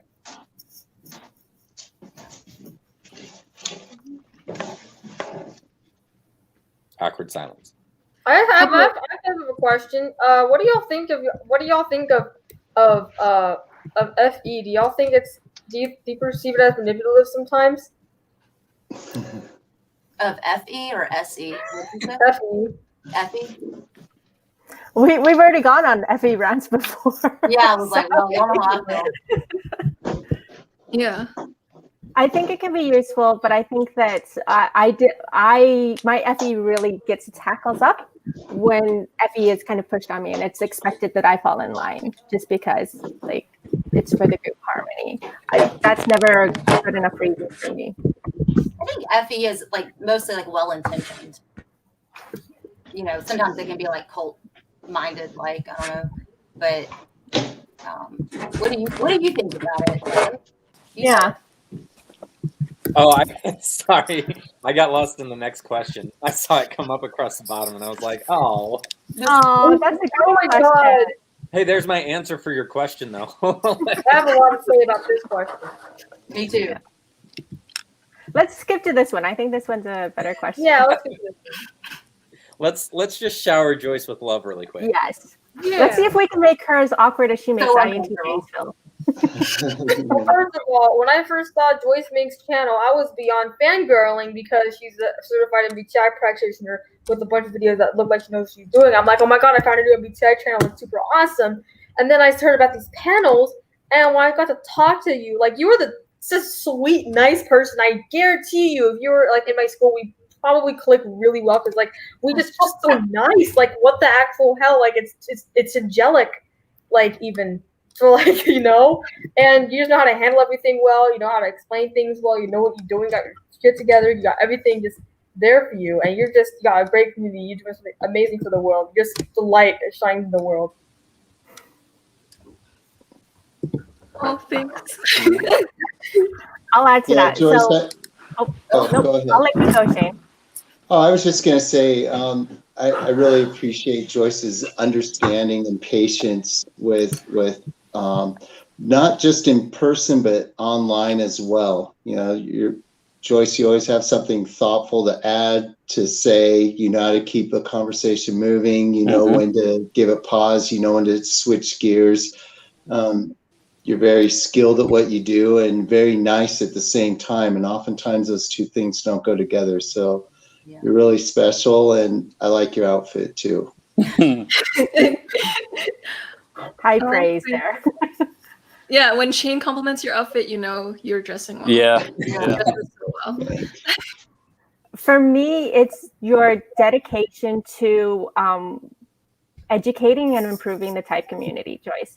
I think that it's really difficult to navigate 16 different personalities, but you're always so warm and welcoming and just understanding of each personality type and their quirks, and really wanting to delve past the stereotypes and delve deep into like the core of the functions and what makes people tick, hearing it from people's own points of view, rather than saying, oh, ESFPs are like this. You're actually giving people a chance to see ESFPs in action, so that they can kind of formulate their own opinions. And so I really appreciate that about you. And I think yours is the first channel that I've really seen do it and do it so well. I'm going to tag onto the back of that, because like the articulation that comes behind it all, like you're unbelievably intelligent and it's very clear. And so like we will get onto a subject or something, and I love that you can switch into perspective mode of to what the viewers might be seeing. And so you'll pause us for a second and then articulate exactly what just happened. Yeah. You do it in such a great way. Like it flows. And I'm just like, yes, like that is beautiful.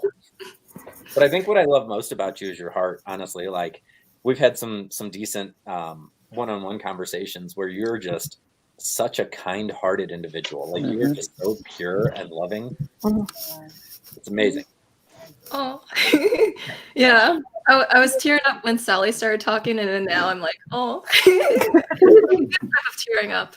It's funny, the word John said, articulate, that's like what I was thinking of first, like just as far as like hosting panels and facilitating.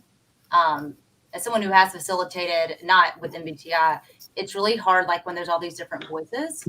And so you seem very objective, like in a great way, like where it lends itself really well to this type of like mission you have. It's not biased, like, you know, subjective. You're trying to like just give a fair chance to everybody, which is great. Something else that's more personal about you that I love, and I feel like everybody in all the group, all the different types will agree, is like in our Facebook thread, it always seems so personable that I forget there's 15 other groups you're probably a part of. Yeah. But I'm like, oh my God, we're so her favorite, you know? Yeah, like it's so personal, it's personable. And so that has to be a really brain, like that would wear me out, like just mentally to do that. Like you cater, you're at least when you're talking to us, like I just feel like so like you're speaking my language. So that's really important skill in life that I don't think a lot of people have naturally. So I like sometimes forget. I'm like, is she cheating on us with another type? Like,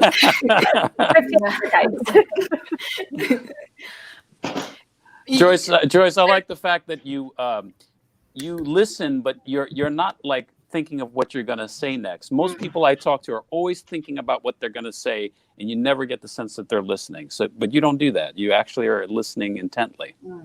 Yeah. I'm genuinely listening, because what you're saying is like your truth. You're basically telling me the most honest part of you, and I feel like if I were to deviate my attention, it's doing you a disservice, because if someone shows you their soul, you don't slap it out of their hands. Right. Yeah, so I'm happy you noticed that, and you all are very special to me. So you asked if I'm cheating on you with other types. And the thing is, I didn't ask. I just wondered. But, like, I tend to get close to people who tend to proactively put themselves into my life. And I noticed that, like, maybe it's an introvert thing. Introverts tend to wait for an extrovert to kind of adopt them. That's the stereotypical meme. And so I noticed that with ESFPs, they're amazing at generating rapid rapport. So I noticed that you guys are just great at building rapid rapport. Like, the ESFP group chat is the warmest group chat I have out of all of them. Oh, really? Yeah. Aw. Yeah. Don't put that out. Please keep it in there.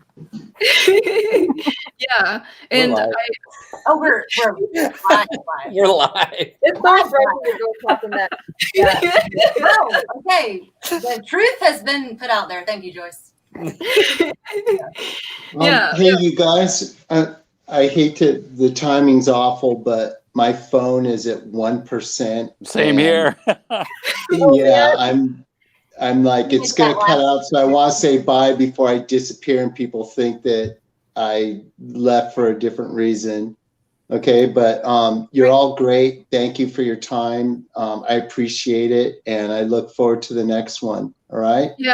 We love your style. You Bye, are Shane. Thanks for bringing yourself each and every time. Thank you all. Thank you for setting the standard for fashion. Yeah. See you around. Bye, you guys. Bye. Bye. Bye. Cool. Oh, John, you didn't get to say goodbye. But yeah, just to reiterate, what I love about you ESFPs is you all make me feel cared about effortlessly. There's this genuineness you guys bring to the table.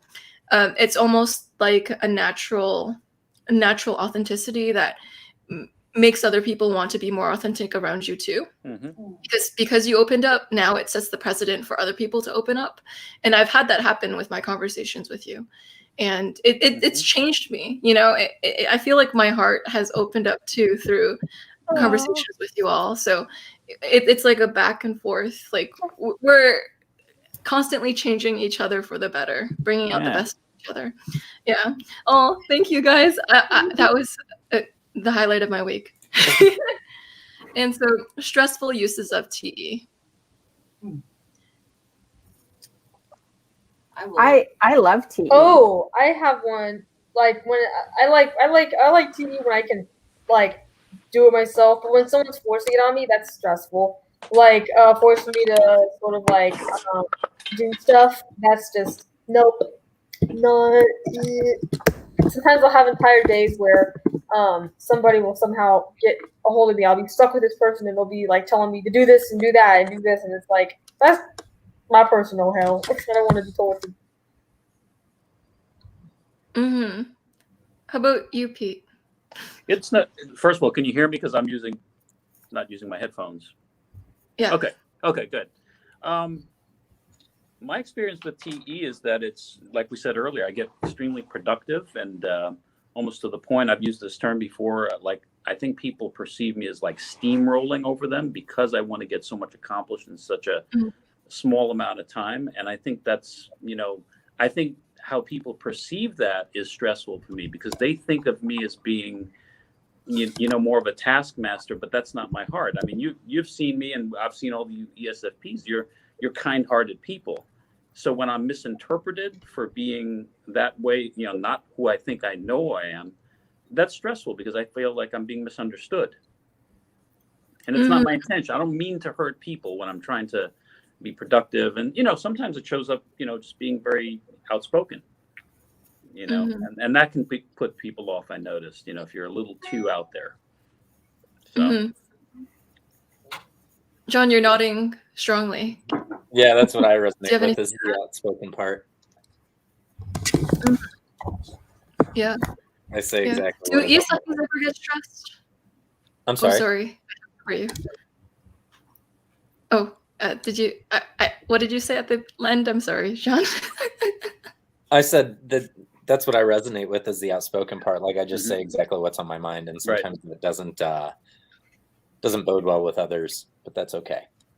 I mean, we would have to care though what others think, and that's another issue entirely. Yeah, low FE. You're like, Yeah, you'll be all right. You'll get through it. Buck up, champ. Yep.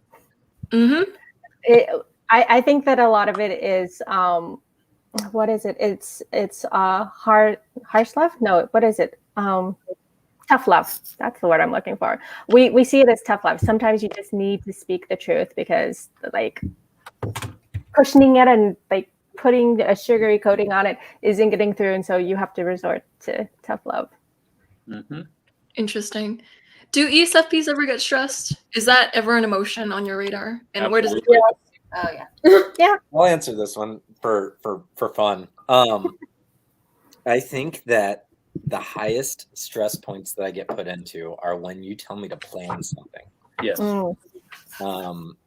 Putting together a plan is just, I hate it, and it stresses me out to no end. I would much rather fly by the edge of my seat, and I do well in that like setting. So like, yes, we get stressed out, but only if you make us plan. I get stressed out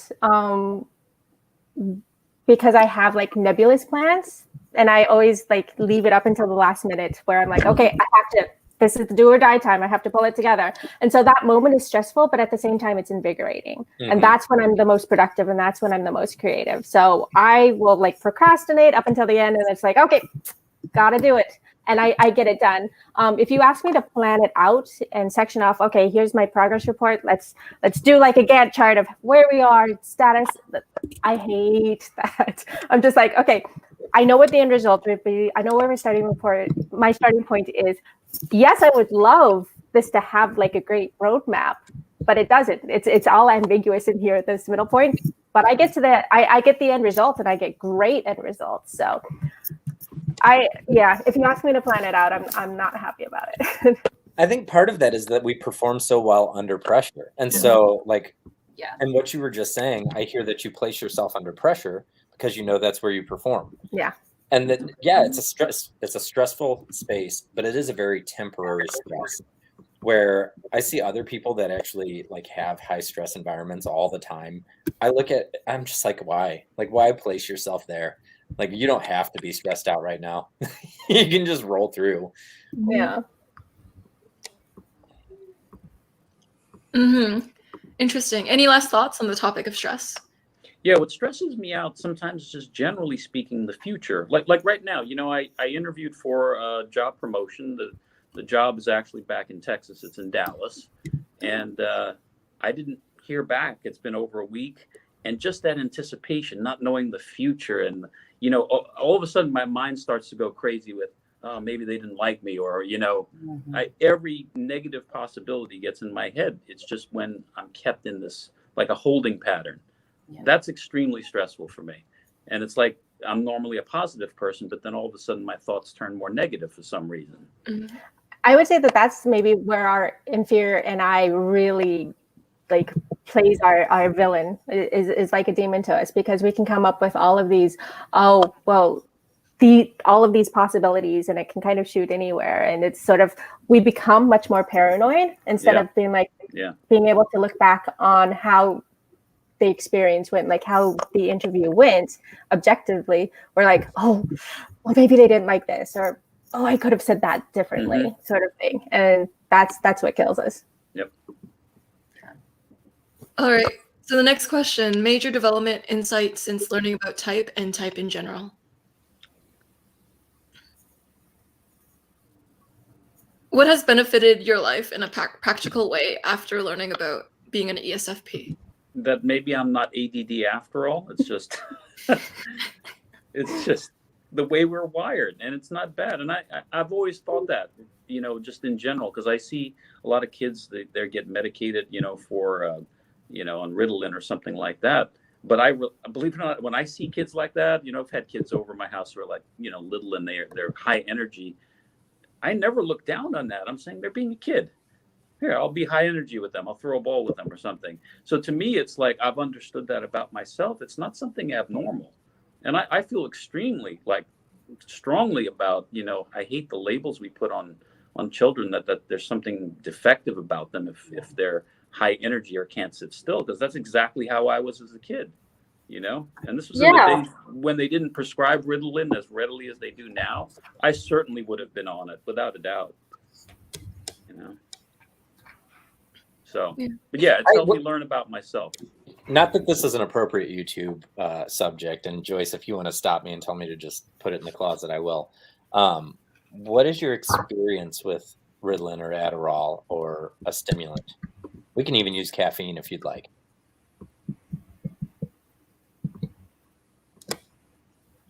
Any takers?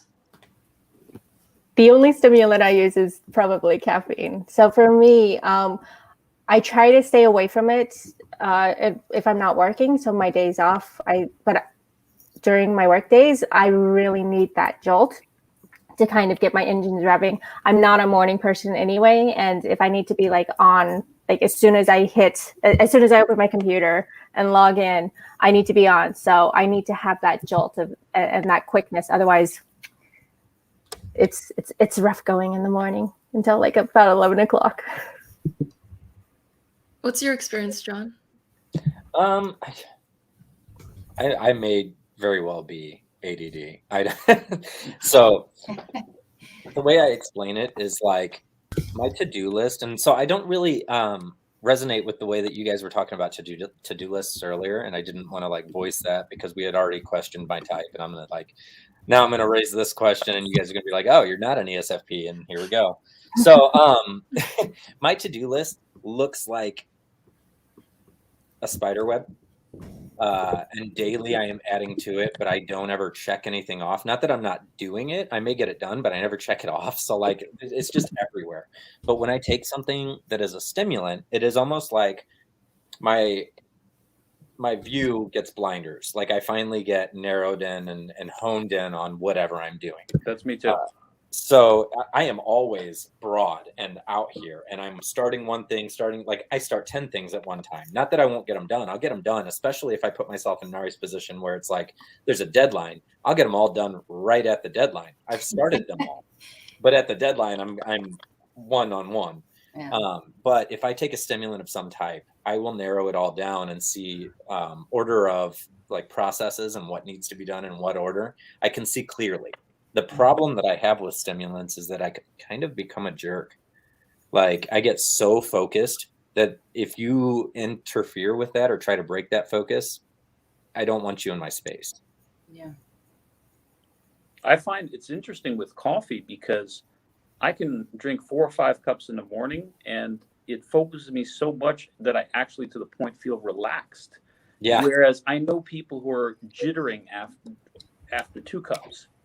And that's how you can tell, like our type, or maybe forget about ADD. I think it's really more our type is that it has a calming effect rather than, one that makes us nervous.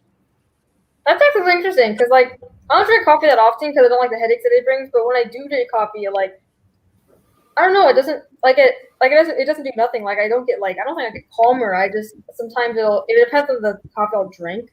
Sometimes it'll make me stay up late, and sometimes it'll just it might not do anything. It depends. Mm-hmm. Oh, I've always got a can of Monster in my hand, like always. The white monsters. Yeah. Oh man, they're so good. This question right here is very like I've never been in a relationship. I never want to be in a relationship, but for me, I mean, this is just for me. I'm not sure if anyone else will relate, but I want a relationship. I'd leave as soon as it starts getting controlling. When it starts getting, you can't go out past a certain time, or you can't go out with these people because of me, and I'm jealous, and like, oh no, you're gonna get out of my space, like right now. Like life is too short for that. Like feeling cornered is definitely. Whew. That's a one-way ticket out of my life. Yeah. If I would leave so fast, I could not put up with that. I agree with that for sure. Me being a musician, I'm no longer performing right now. I'm managing the band, but when I was performing, it really caused a lot of friction in my marriage because, as you can imagine, you're on stage, you have people who are, adoring fans, that kind of thing, and it didn't sit well with my wife. And I've talked to many musicians. It works both ways, even if it's a female performer and her husband, same thing. But yet that was the thing that caused more stress and, friction than anything else, because I felt like my wife was giving me an ultimatum. Well, I know you love music and I encourage you doing music, but I really think it'd be great if you ever quit that band. I said, are you asking me to quit? No, I'm not saying that, she'd say. I said, it sounds like you're saying that. What she was really saying is it would be nice if you'd quit on your own volition. you know.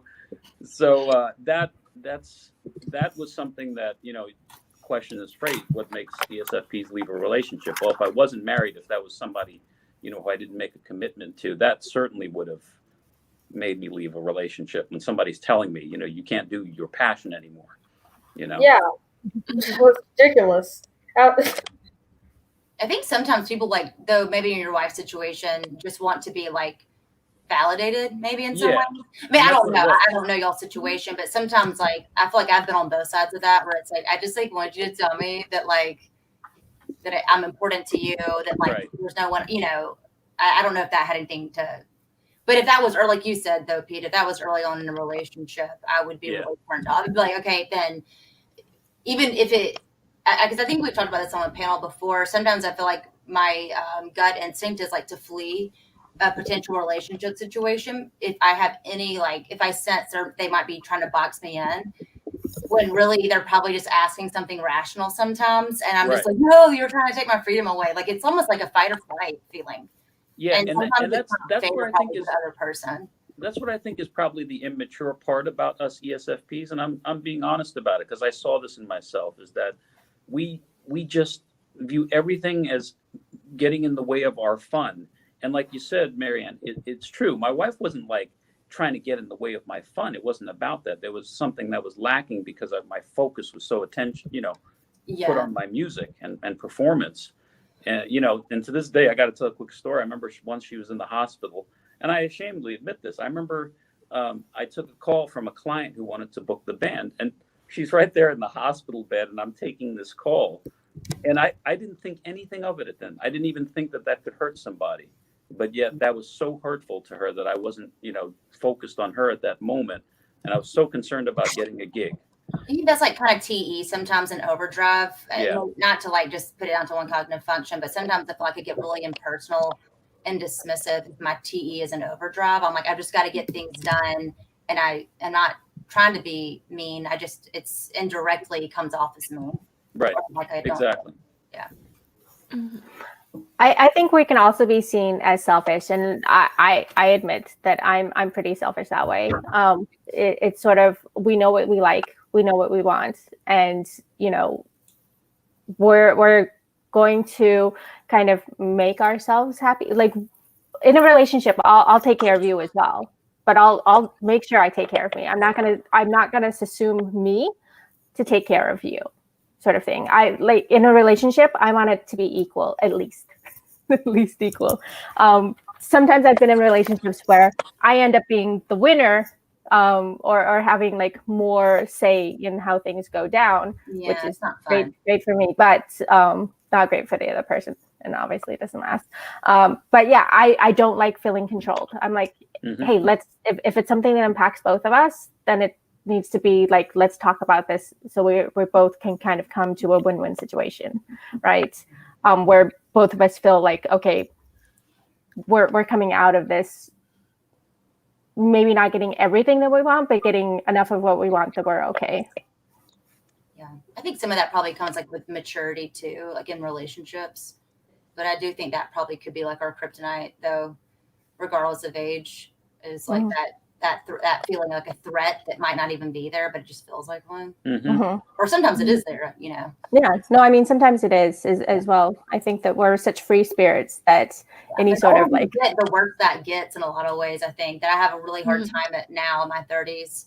I'm like so used to like being on my own that like it's almost like it's not that it's unhealthy, but it makes it even harder to even think about like letting someone kind of like not interfere with like the schedule. I don't really have a schedule. It's not that, but you know what I mean? Like I think it's because I don't have to have a schedule. Someone coming and messing that up for me possibly kind of makes me like want to be more closed off. I don't know if you relate to that. A little too independent. John, you had something to say? Joyce has become so observant. I think what I'm hearing, and also what like I'm experiencing on the inside as well, is that we maintain two relationships if we're in a relationship. And for the most part, what I'm hearing is that the first relationship we get into is the one with our passion or whatever our focus becomes. And if anything kind of threatens that focus or threatens that relationship, we put it off. So what makes us leave the relationship? If you start getting in the way of, I would say currently I'm dating my gym, right? I'm dating Infinity Athletic, and I have been for the last 5 months or 6 months. Like, and it becomes your whole like focus. And anything that gets in the way of that, you're just kind of like, okay, like move on, like move out of the way. I'm focused here. Now, if you're in a relationship where it doesn't feel like it's going to interfere with that at all, then you're sitting comfortably, right? And you'll be able to stay in that relationship and work on kind of both relationships, if that makes sense. But I think we just become so hyper focused on our one when we feel purpose, and it takes us so long to find our purpose anyway. So when we finally find our purpose and we become focused on it, anything that jeopardizes that is what our step out point is. If you're going to jeopardize my purpose, I don't have time for it right now. Yeah. In terms of jealousy, though, I don't think we've addressed. I want to say I'm not a jealous person, but I am. I am. I become very jealous of extra attention. I'm not necessarily jealous of like just random people here and there, but if somebody's getting quite a lot of attention, and maybe that comes down to the SE part of like picking up on micro expressions and things like that as well. So we also pick up on maybe slight nodes of attraction before the other person even realizes that it's a node of attraction. So they don't even notice that they're feeling feelings of attraction towards somebody, but we can see kind of the little like signs of it. And I become quite jealous in those areas. I hear you. I will become jealous. I'm sorry, I'm just confused. Jealous about what part? Like if I'm in a relationship and I see like, oh, I see what you mean. I thought you meant at the beginning when someone likes you that you're like, I was like, wait, oh, you mean like because we're so observant body language. Right. I got you. Yeah. Yeah. Because talking to another guy, that doesn't bother me. Like you can talk to all the guys you want, but if I'm starting to see little micro pieces of attraction, then I'm like, I'm going to observe this a little bit harder, but we're going to talk about it later. Like, yeah, for sure. Yeah, keep doing your thing. I'm going to observe you. Yeah, I know what you're describing, John. It's like when you see your partner, but they're being attracted to someone else, and you notice them being attracted before they are consciously aware that they are attracted. Yeah, that's quite a hit to the ego. Yeah, yeah. But I think most people, it's not just ESFPs, most people would probably raise human emotion, you know? Yeah. I think that when jealousy hits me, it's because I'm not secure in a relationship. So there's something that has caused some sort of insecurity, whether it is like noticing, hey, my partner's got these wisps of attraction towards somebody else, or it's sort of, I'm not feeling that the relationship is as healthy as it could be. So any sort of instability or insecurity, that's when the jealousy flares up because I'm insecure. That's when NI enters the chat. I feel like at that moment. If I'm feeling secure, go out all night with your friends, be they boys or girls. I don't care. It doesn't have to just be guys. You know, I'm sitting solid here. I know my value. I know my worth. And it's sort of like when I'm not feeling that or I'm not seeing that, you know my worth. That's what the jealousy hits. I wanted to add one more thing. What makes ESFPs leave a relationship? Obviously, I'm married now, so I'm speaking more in terms of before. What made me leave relationships is when it no longer was playful anymore. You know what I mean? When it all of a sudden became way too serious. It's always talking about the relationship itself. It's like you couldn't enjoy each other anymore, and that was like a red flag for me. You couldn't have be playful anymore. Yeah. And so a big theme about what ESFPs are talking about right now is what makes an ESFP want to leave a relationship is a lack of freedom. Personality Hacker has a firm model, and they say the EP fixation is on freedom. And it's quite ironic, too, because by being so free, it makes your partner afraid and want to control you. And so it creates this cycle. It's almost like what you want most because it scares other people. They want to rein you down as much as possible. At the same time, they kind of kill you. So it's kind of like a flower. If you love a flower, you admire it and you let it stay there. But if but if you're possessive, then you want to pluck it from the ground and you want to kill it. So I think that's what people do to the ESFPs when they try to overly control the ESFP. They're kind of like plucking the flower and killing the ESFP a little inside, either killing their passion, like what John was mentioning, or killing their freedom. And so another point Pete mentioned that I wanted to touch on was ESFPs, they get a lot of attention from people. They're very shiny. So a lot of people tend to like them very quickly, and people tend to gravitate to them. And that can make their partner jealous. This applies for both ENFPs and ESFPs the most out of all types. And so what happens is the partner will be very jealous of this ESFP or ENFP and fear that they're not as loved by them. But the thing is, FI auxiliary is very faithful if they do care about you and they have decided to commit their heart to you. So the ESFP is probably wondering, like, why are you so jealous? Like, this person means nothing to me. It's like not my fault. Everyone sees me as shiny. Makes me think of that song for the Moana soundtrack. I'm shiny. The one that like crab or whatever he is. Yeah, because they're afraid that the ESFP is having feelings towards that person who's looking at them like that. But most of the time they're not, unless they're not into their partner. Then their FI is not in it. Joyce, I want to bring up a point here about ESFP. I don't think it's been mentioned today or even others. There is a sense of we are exhibitionists. And like, for example, when I'm on stage, there's people who are looking at you and, and this is true. I mean, we'd perform in bars and all that. Women are flirting and winking and all that. And it's harmless fun and all. There was never anything serious about it. But to me, that was enough. It's like when you're on stage, it's like you're in love with the whole audience. It's not just one person.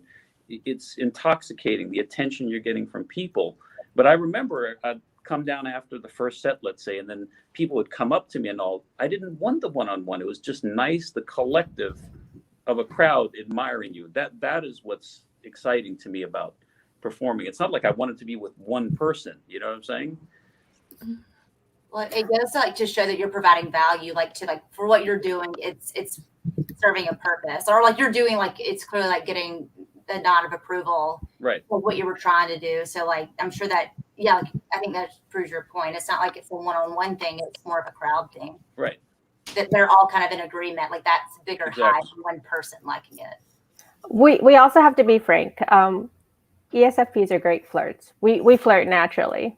And sometimes we don't even need to. Well, we can flirt with girls, or I can flirt with girls. I can flirt with guys, right? I know how to make people feel good, and they'll take that as a sign of interest, which isn't always the case. Maybe I just want to talk somebody up and make them feel good because I'm seeing them as this amazing person. I want them to feel good about themselves. Mm-hmm. Yeah. That's true. That's fair. Yeah. Well, I feel like if I really like somebody, I don't know how to flirt anymore. I'm not flirty at all. That's not but I do words of affirmation is for sure my love language. So I love to provide that to somebody. But if I actually like them, I'm I won't talk to you until you talk to me. It's so stupid. I'm the most awkward person when it's around somebody I like. Yeah, but if it's not, I'm I'll tell you all day how great you are. Yeah. Exactly. Yeah. So maybe that's a way you guys can know an ESFP is flirting with you if all of a sudden they're not flirting with you. Yeah. we're overthinking it somewhere. Overthinking it. No. Yeah. Yeah. Mm-hmm. Oh, people who lead with SE and NE tend to be flirty. I just notice it. EPs are flirt. If you were to graph a trend and there would be EPs and flirting on the same line. Let me ask a question really quick. By flirting, maybe I'm thinking two different things. Do you mean they're not approachable, that they are assertive, or that they approach people in general, or that they actually love interest, romantically? Well, I think one of the best describing words for ESFPs is always charisma, right? Charisma, yeah, just in general to everybody. Mm-hmm. Right. We kind of have a good way of making everybody feel like a special individual.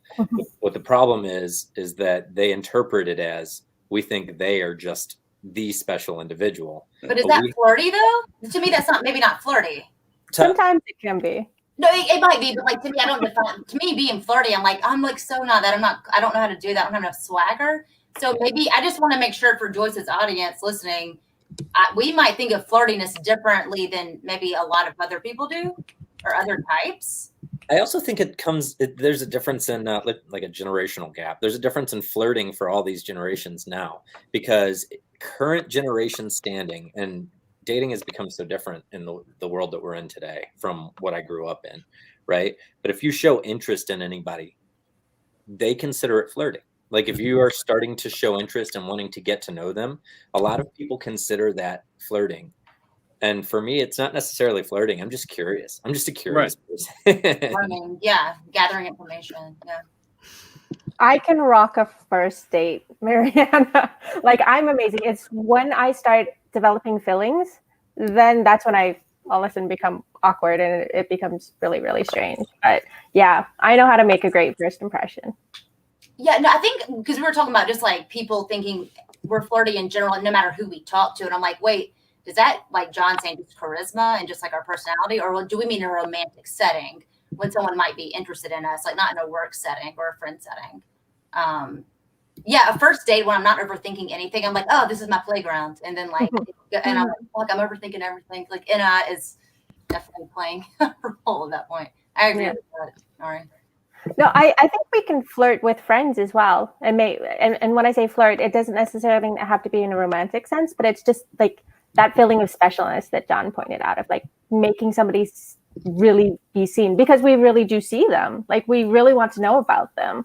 Like when we're asking these questions, it's out of genuine curiosity. It's not because it's like some rote set of questions that we wrote down on a notebook and like, you need to ask everybody these questions. No, it's sort of like in the moment. And like that level of intensity, I wonder if it's SE intensity. That's what I've heard it called a lot, is like this hyper focus of SE, where we're like looking at you in the eyes and we're like, tell us more. Like we're like hanging on every word because it's so interesting to us. And I think people take that as flirting, because we are open. Yeah, and it's the playfulness too. People confuse playfulness for flirting very often. So if you're a playful person, you'll be also seen as a flirty person because people can't separate the two. Yeah, that's a distinguishing thing, Joyce. That helps. Yeah. And what will happen is sometimes like an SE user might spot something like interesting about you and they'll comment on it in a playful way. And someone who's not used to that will go like, oh, is that flirting? Yeah. So I was wondering if you guys wanted to answer that question about substance abuse. Do you guys have any thoughts on correlations between substance abuse and SE? I did have a thought on it, and I think my thought comes from. First of all, sorry, it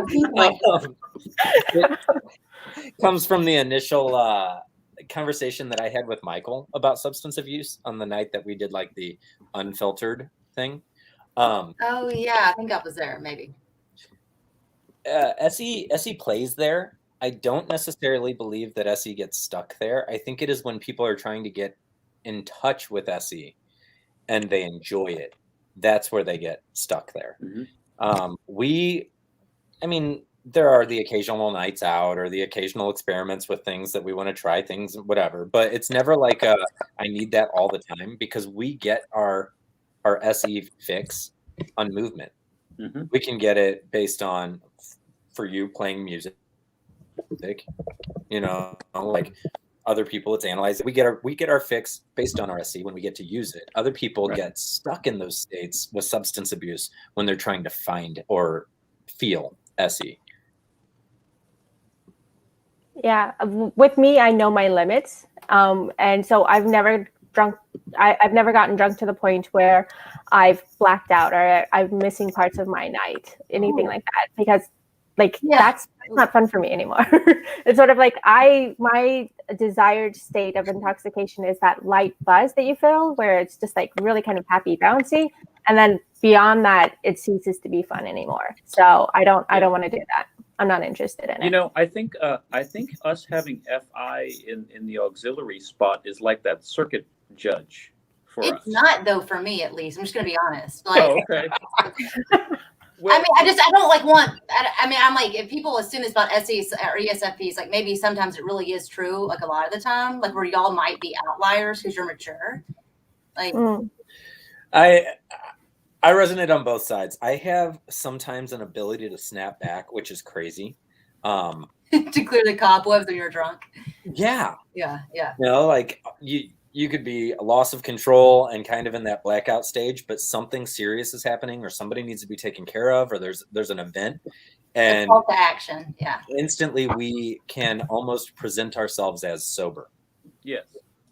Or we can get lost in it and kind of flow with it and like enjoy it. It depends on the what's going on around us. It depends on where the SE is playing at. Well, if it's a lot of fun, you just like want the fun to keep going with my problem where Yeah. it's overindulgence. I just didn't like, I think we're like talking with several like really like y'all are like Nari and Pete. I just like don't like want other people watch this to be like, oh, ESFPs are so mature. They like don't deal with that. I'm like, no, we do. Like some of us do. And I'm not trying to like undersell us, but it's just, I just want to be, at least for me, I feel like I drink almost I do want to say though, it's like the temptations are always there, but I always find I come back to my senses quickly. That's the key. It's not I don't stay there. Like for example, in ESTP will have, where do they have FI is like in their second to last spot, right? It's almost non-existent. And I remember your classic party goers, I remember are always the ESTP types, guys wearing the, baseball cap and sunglasses because they were wasted the night before. It's that type, the jocks as we call them, Yeah. You do raise a really good point, Mariana. Like my self-control actually comes from experiences during my childhood of abusive situations. So people like situations where alcohol was abused. So I think for me, that's why it becomes not such a great state for me to be in.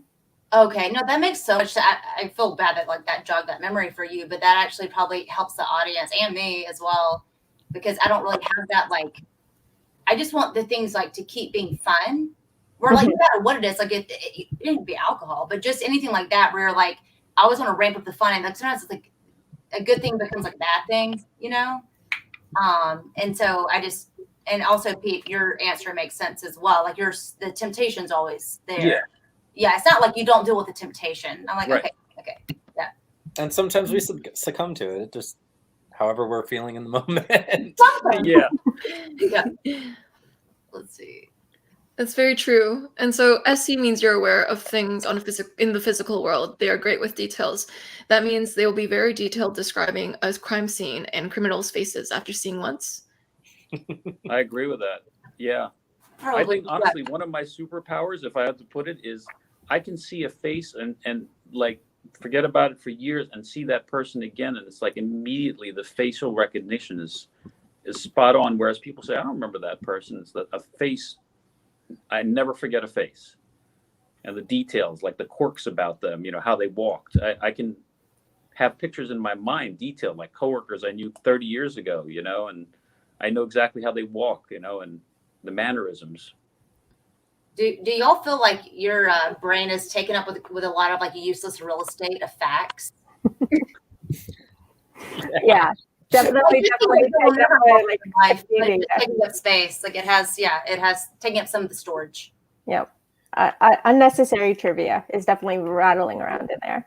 I would actually be like the worst crime scene witness, just because I have aphantasia. I'm not sure if you guys know about that or not, but it means that you can't see any mental images. So ask me to describe my mom's face, and I can't tell you. Like, interesting. I'll be able to see her and be like, "That's my mom." But like, if you ask me to tell you what she looks like, no, can't. See, I've done. What is that called again? Sorry, I feel like I've heard that on a TED talk. I'm not joking. Aphantasia. Okay. Face blindness. Face blindness. Okay, yeah. It's different from face blindness because I can remember faces when I see people again. I'll be like, yeah, I definitely know you. I know that this is your face. I don't have a mental image in my mind. So like I don't have any memory recall. Your brain is not putting things together, like in a sense to. Yeah. I have no mental imagery. So like if I'm reading a book, I don't know what the characters look like. My brain doesn't put together like a little reel of how the characters interact. Oh, it's vivid to me. Like when I read a book, I literally see I know exactly how they look. So when they get like super descriptive in books, I skim over that because it's so really? boring to me. Interesting. Oh, interesting. That's so interesting. Wow. I got a quick story to tell. Years ago when I was growing up, my brother would talk about his coworkers and all, and he'd describe them and their quirks and all that. And that's another skill I had, was drawing. And one day, after all his descriptions, I drew a picture of 4 of his coworkers. His jaw dropped. He couldn't believe how I could depict them with such accuracy, but never having seen them. So wow. That's how I am with faces and descriptions. You should like go in. That's a like really specific niche you could go into. Yeah, I took a turn toward music. I don't know why. It's like I still have the talent. I think I just never use it. That's so cool. Yeah. What were you going to say, John? I resonate with Ace here in the comments. So he talked about like observing things, and when I think about things like when I read the first question, my instant thought was, I've worked for higher end companies. Yeah, that question. I've worked for higher end companies. Some like you guys might even know, formerly known as Monsanto. Like we've done some bigger jobs where we've had to get a couple of faces presented to us. Like they'll give us a page of faces, and they're like, if you see these people in the crowd, like we need to act immediately because they're higher threat companies. And so I always have had the ability to see a picture of a face and be like, oh, that's who I'm looking for. And I see literally everything in the crowd. Whether it's up on stage with Sublime, whatever I'm doing, I see the entire crowd and I can pick up little details out of the entire crowd. And I think that's one of our superpowers as well. Mm-hmm. Mm-hmm. Mm-hmm. Yeah. Yeah, that. And so ESFPs and how they feel about social conflict, are they confrontational? Depends. Are you an 8? That sounds like an Enneagram 8 thing that's very confrontational. Honestly, I can it depends for me because like usually I'm not a confrontational. I'm like I'd rather not have like an issue here. But if it's like I need to, I don't have an issue just going up to someone and telling them to their face like, "Hey, stop scamming my family, you mother." Like you gotta go really far though for me to get like to a point where like somebody's gotta do something like real bad for me to like totally detach and not care at all, and then just go for it. Where's Wally? Absolutely. Sally, I'm not only an Enneagram 8 sexual social, but I'm also a Taurus. I don't know what that tells you. You're Taurus? You're stubborn. Oh, nice! Oh my god, that doesn't sense a lot as to the 8ness, I think. It all makes sense now. Yes, together. Yeah. Taurus are great. You do have Taurus vibes.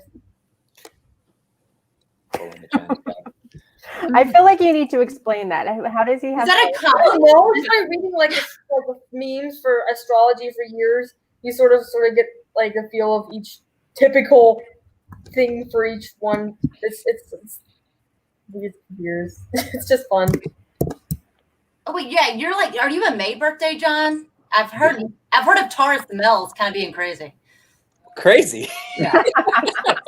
I just looked it up. I was like, wait a second, I've heard about this. I'm not gonna negate that. Crazy is a good description. Crazy could be good. Yeah. I want to say firm. I think firm is a very good descriptive word.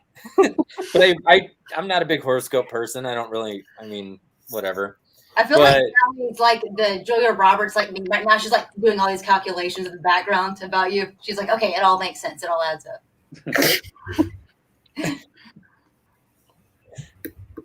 Yeah. Yeah. For me, about social conflict, if I feel like people are coming at me, I am not gonna feel. I would rather avoid that.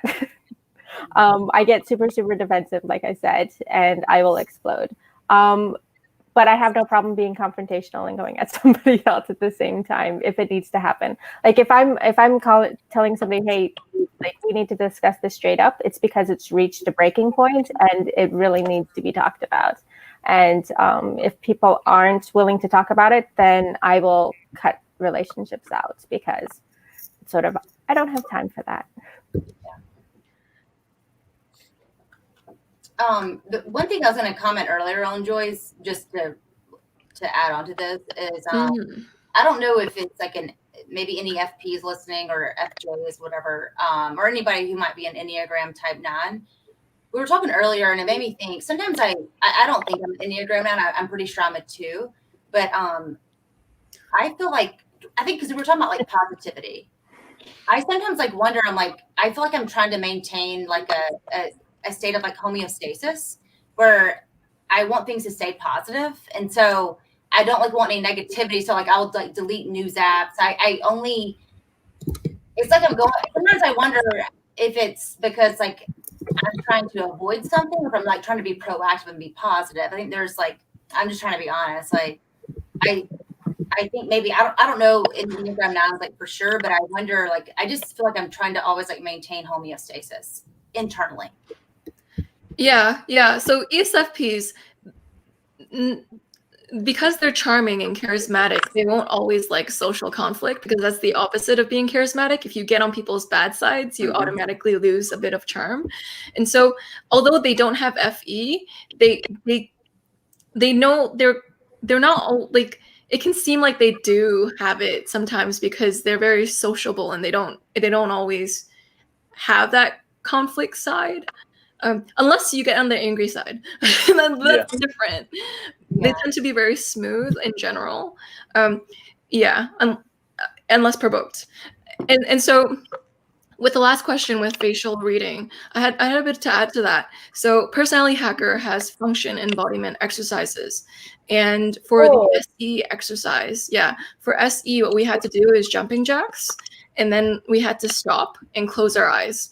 And then we had to we had to say what exactly was in the room and the exact details of what was in the room. And like if one plant was a little taller than the other plant, do you remember? And do you remember what the patterns were on this place? And so basically what Personality Hacker says is that SE notices a large vicinity of sensory, so it has the most breadth with how much it's spatial awareness. That is a much better way to put it. And that was a really cool exercise. And what we learned from that was, so the SI users in the room did that as well. So these are the SI DOMs. And what happened with the SI DOMs is when they closed their eyes and they tried to remember how the room looked like, they had a past experience. So they accidentally superimposed a past experience of a different room onto this room. Whoa. And remembering that. Yeah, that was really cool. The function is you see the functions like right there like that. It's so cool. It's really cool. Yeah, and the SE user will be able to explain what exactly is going on at that moment though, in clarity. Yeah. Did they ask y'all before you close your eyes to do that? They didn't, no. Interesting. I feel like I might not recall those details. That's the thing. Sometimes it makes me feel like I might be mistyped. Oh no! Recall details that like are going to be helpful, like in that moment. Yeah. Like social interactions, or like I don't know. Do y'all? Like I said, I don't remember. So like I would fail that test entirely. Nobody would have placed me as an SE Dom doing that. Nope. It's just an exercise. It's an exercise, not a litmus test, right? Because like not everyone's gonna be the same on that. Yeah. I mean that's what I want to say, Mariana, is that like even if you're not able to do it like 100%, there could be a multitude of factors, and it doesn't necessarily mean you're not an ESFP. Well, I think the reason why I'm asking that, I remember in the 9th grade specifically, and I've thought about this so much since I was typed as an ESFP, like in 2014. It was like, we'd like been like in this classroom, like I was in 9th grade, like for, I don't know, a couple of weeks at this point. And the teacher gave us this test and it was like, don't look around. You got to keep your head on like, a piece of paper, like look down. Where's the fire hydrant located in this room? Random questions like that. And I didn't know. I think that's like what I'm recalling right now. I was like, I don't have like, and I thought back to that when I was typed as ESFP. I'm like, I feel like I'm very present in social situations, but only like to the extent that the information matters. I guess the fire hydrant could matter, but I think so. When you brought that up, I was like, shit, I would have failed that test. Or this is what I noticed with auxiliary FI users. Sometimes they will do okay with the test, but they're assuming they won't do okay with the test. So it depends, because you don't know how other people would answer, and your proficiency would be depending on how well other people can remember the details too. You might feel like you don't remember many details, but that's because you're underestimating yourself. I notice when FI is like locked on to a certain like feeling, or it has about a certain how they would do, they might under calculate how well they can do. Some of my FI user friends, like if they have a previous bad emotional experience with it, they might say that they can't do it, but maybe they can, but their FI is giving them something that makes them think that they can. That's why I was quiet for so long, because I was sort of thinking the same thing as you were saying. You were saying what I was too scared to say. So it's like a self-fulfilling prophecy where like, oh, I don't remember everything 100%. So therefore, you know, I'm going to fail. But compared to other people, you still remember more details. Yeah, it could be that. Yeah, and I feel like that's kind of sadistic for them to ask you where the fire extinguisher is. It's almost like they know you're going to fail that question. So that memory stuck with me because that's been like 15 years. Like it's kind of strange that I'm like, oh, kind of thinking about it for 2 years. Over 15, God, almost 20 years ago. Well, and I think the other thing is like we take in everything in the moment, but it doesn't mean that we kind of fixate on everything in the moment. We still filter and are very kind of selective on, Yeah. We know what's important. Yeah. Yeah. That makes me feel better. And thanks for saying that, Sally. It's all right with those. It's just a exercise. Y'all are great. I'm sorry, I don't know what to say.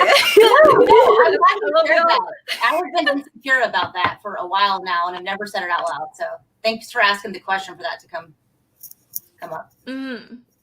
I think we always get the idea that, oh, like if you're SE Dom, you must be able to see everything like 100%. It has to be like an all or nothing.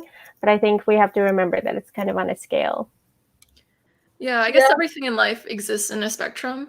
Like everything you kind of meet, there's a bell curve for most things. So it's maybe some people are really great at it, maybe some people aren't. Who knows? Okay. Other questions? Oh yes. Okay, so how do ESFPs motivate other types using their SE, for example, in the workplace or training people? Just a slap on the butt. It's an HR nightmare. Don't hire ESFP. Yeah. I'm an ESFP. What are you trying to say here? She's an ESFP in HR. Yeah. Yep. I accompany my FI with it and just go overboard with words of affirmation. I love that question, by the way, also, Burke. I feel like, Nari, you and I have talked about this. Like, I love motivating people, like in the workplace and training people. I do think in some ways, maybe in corporate America, we do have a different dynamic we use or a different approach. Maybe it's not the norm in corporate America, although we're a really common type. I think it's more making it a little more personal or personable, and maybe focusing on the person first and the results second. Not like these amazing people necessarily, but that's how I love to get people like pumped up. I think that comes back all the way full circle to what we started with. So like performing in front of people, like being able to speak freely in front of people and almost say all the right things, that performance is very motivating for some. And I can speak to it in my own experience via like sports or coaching somehow. And it's not by my grace. It's just whatever flows through me. I always find the right to give at the end of a class or in the middle of a class to motivate everybody, or even right before a match or after a match via loss. Like there's always the right words just find me at the right time and I perform it well and people find themselves motivated. Yeah.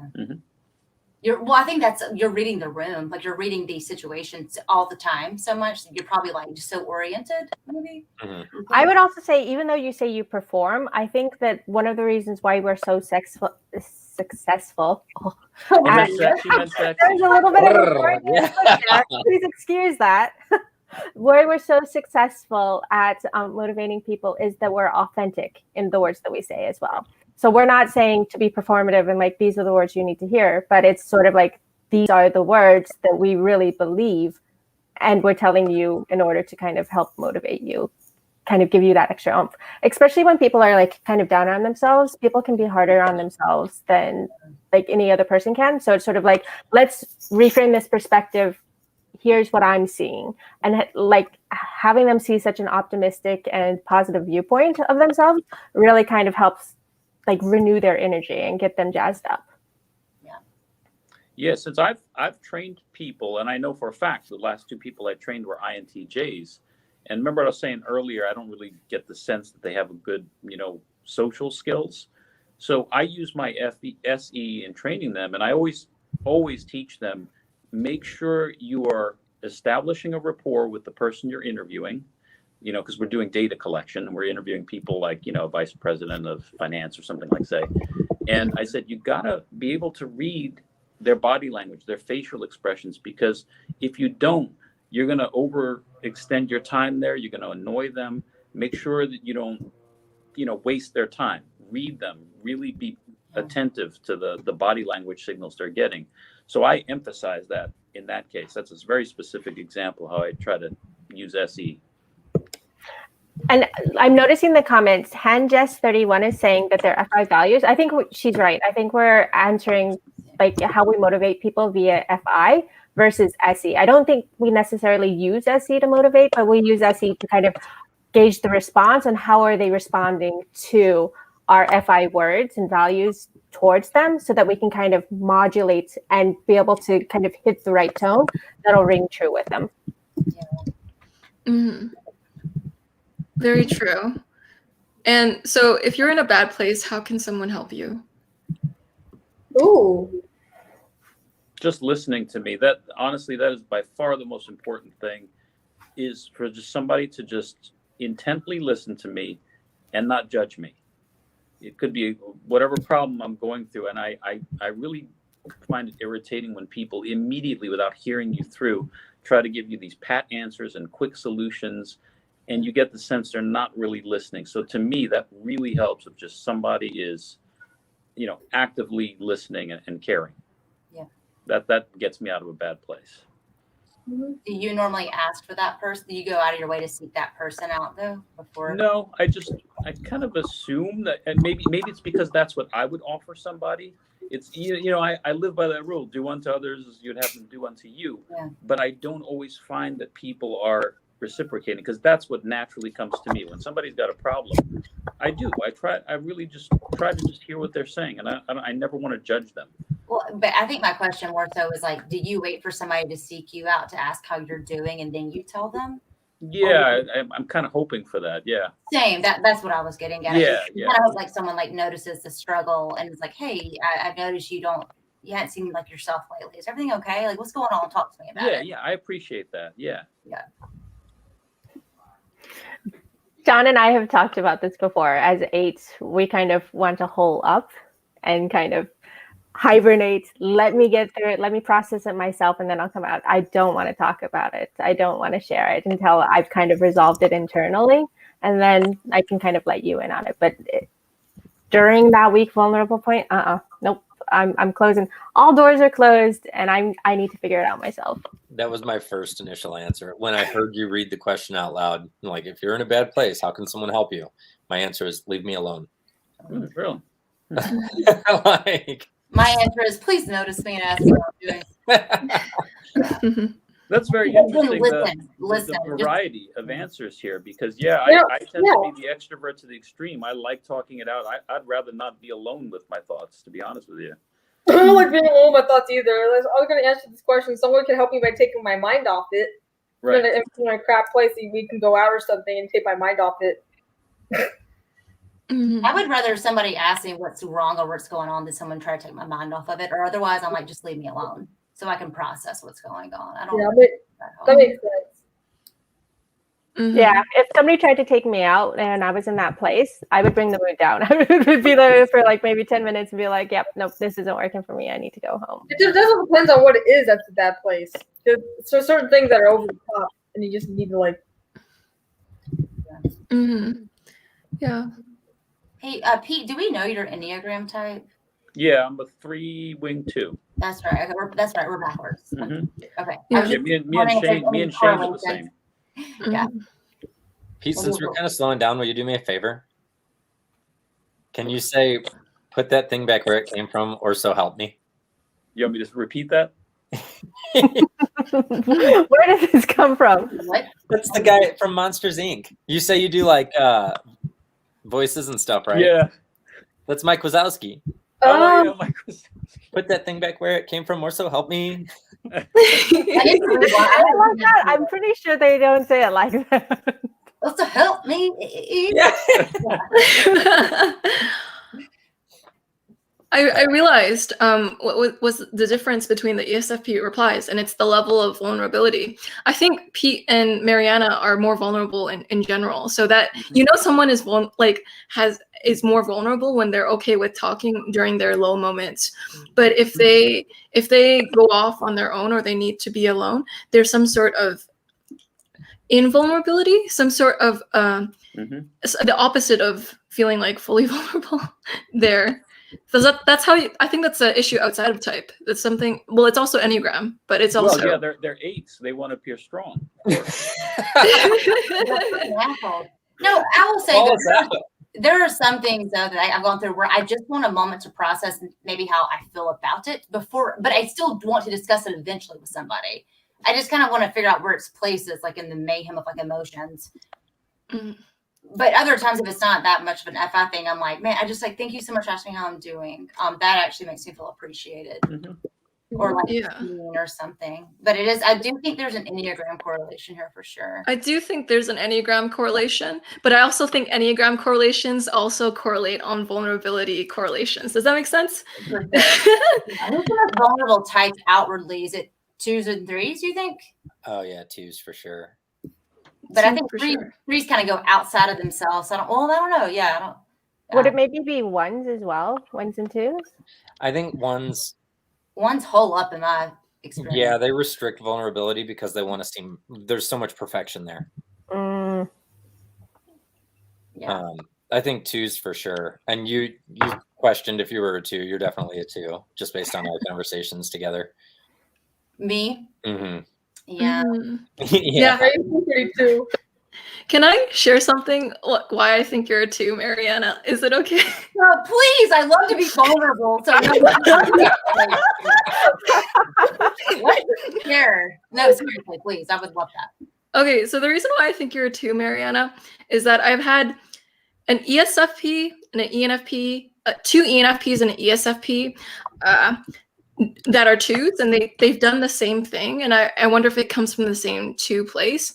Yeah. It's when I look sad or something, or I just look okay, and you're in a giving mood, a 2 giving mood, what you'll do is you'll ask me, oh, what is a way I can donate to you, or I can like give you some money, and I'm like, okay. Oh yeah, just help me with it a little bit. Burden, like lighten your burden, maybe. Just I noticed the ESFPs and the ENFPs who identify with a type 2, they're the ones who do that. I don't see any other Enneagram type doing that.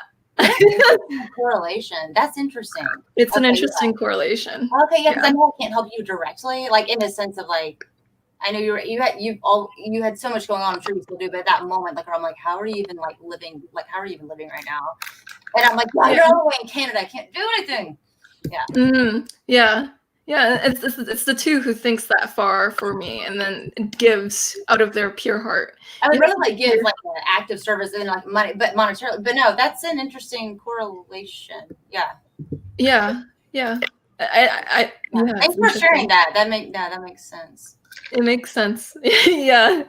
How do you get ESFPs to feel appreciated? How do you know an ESFP genuinely cares? I think it depends on words, like what your love language is. But for me, it's words of affirmation. So if you praise me, and I tell my bosses this all the time, the way to get me to go 110% is see what I'm doing and recognize me for it. So just being like seen for the good that I'm doing and like just noticing and verbalizing it goes a long way with me. Yeah. I'll bend over backwards for you. Yep. Even better if you like That's a level of two. if you recognize me or like praise me in front of others, that's like an added bonus. Oh yeah, you just for future reference. Yeah, for sure. Same. I think the way that you'll know if an ESFP genuinely cares, like, so everybody, we've talked about like that false sense of closeness and that false sense of interest and stuff because we're just genuinely interested. But like, how do you know if we're actually in a caring space or you're actually on our radar? And I don't want to speak for all of us, but I'm going to speak for me at least. We will move mountains for you. Mm-hmm. Yeah. Like if we genuinely care, there's no way you won't know. Mm-hmm. Absolutely, I agree with that. Like I'll do things so like beyond for my friends, like because I really want them to know that I care about them. Well, It's like I need like a connection almost for me, at least in some ways, where I'm like, I want you like just to know, like to feel supported. Mm-hmm. I'll go, like John said, I'll go out of my way for you. So things that I wouldn't necessarily normally do or is something of an inconvenience for me, I'll do for you because I care. So my best friend, I may grumble about it every single time. So you'll know that, hey, I'm doing this because I care about you. So go out in a snowstorm to meet up. I don't want to do it, but because you asked, I'm going to do it, sort of thing. Yeah. It's Exactly. you really do care. There's no fakeness there. Yeah, you're like, fuck, I hate that I care so much. Yeah. Yeah. But Oh, so there- that's in terms of actions, but also in terms of like how you know we care is, and I think we do this anyway, but when we really care, you can tell by like eye contact. I think I'm good at that. I mean, you can look somebody in the eye and your smile is genuine, and I think that's what we exude. That's how you know we care. We really can't fake that, you know. We're just very genuine. Yeah. And I will also say maybe we all care. It's just on different levels. So if you're my best friend, I'm going to care about you a lot more than like, hey, this person that I just met at a party. But to some extent, I will still care about you as a person who I just met at the party. For sure. But maybe not move mountains yet. Mm-hmm. Yeah. wow. That is really kind of you. Wow, moving mountains for the loved ones. Yeah. You'll do whatever to make it happen. Yeah. Mm-hmm. Yeah, I feel like not psycho, but I feel like once I'm like connected or committed or with family, whatever, I'm like, well, I guess I'm in it for the long haul. What do you need?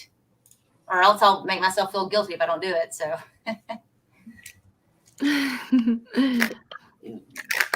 I feel like this you have to ask. Okay, Joyce, you have to answer this question because none of us are FE. So this is a question for you. It's complicated. So extroverts in general need less alone time because they're extroverts. Is this like a question talking about sadness, like when someone's sad?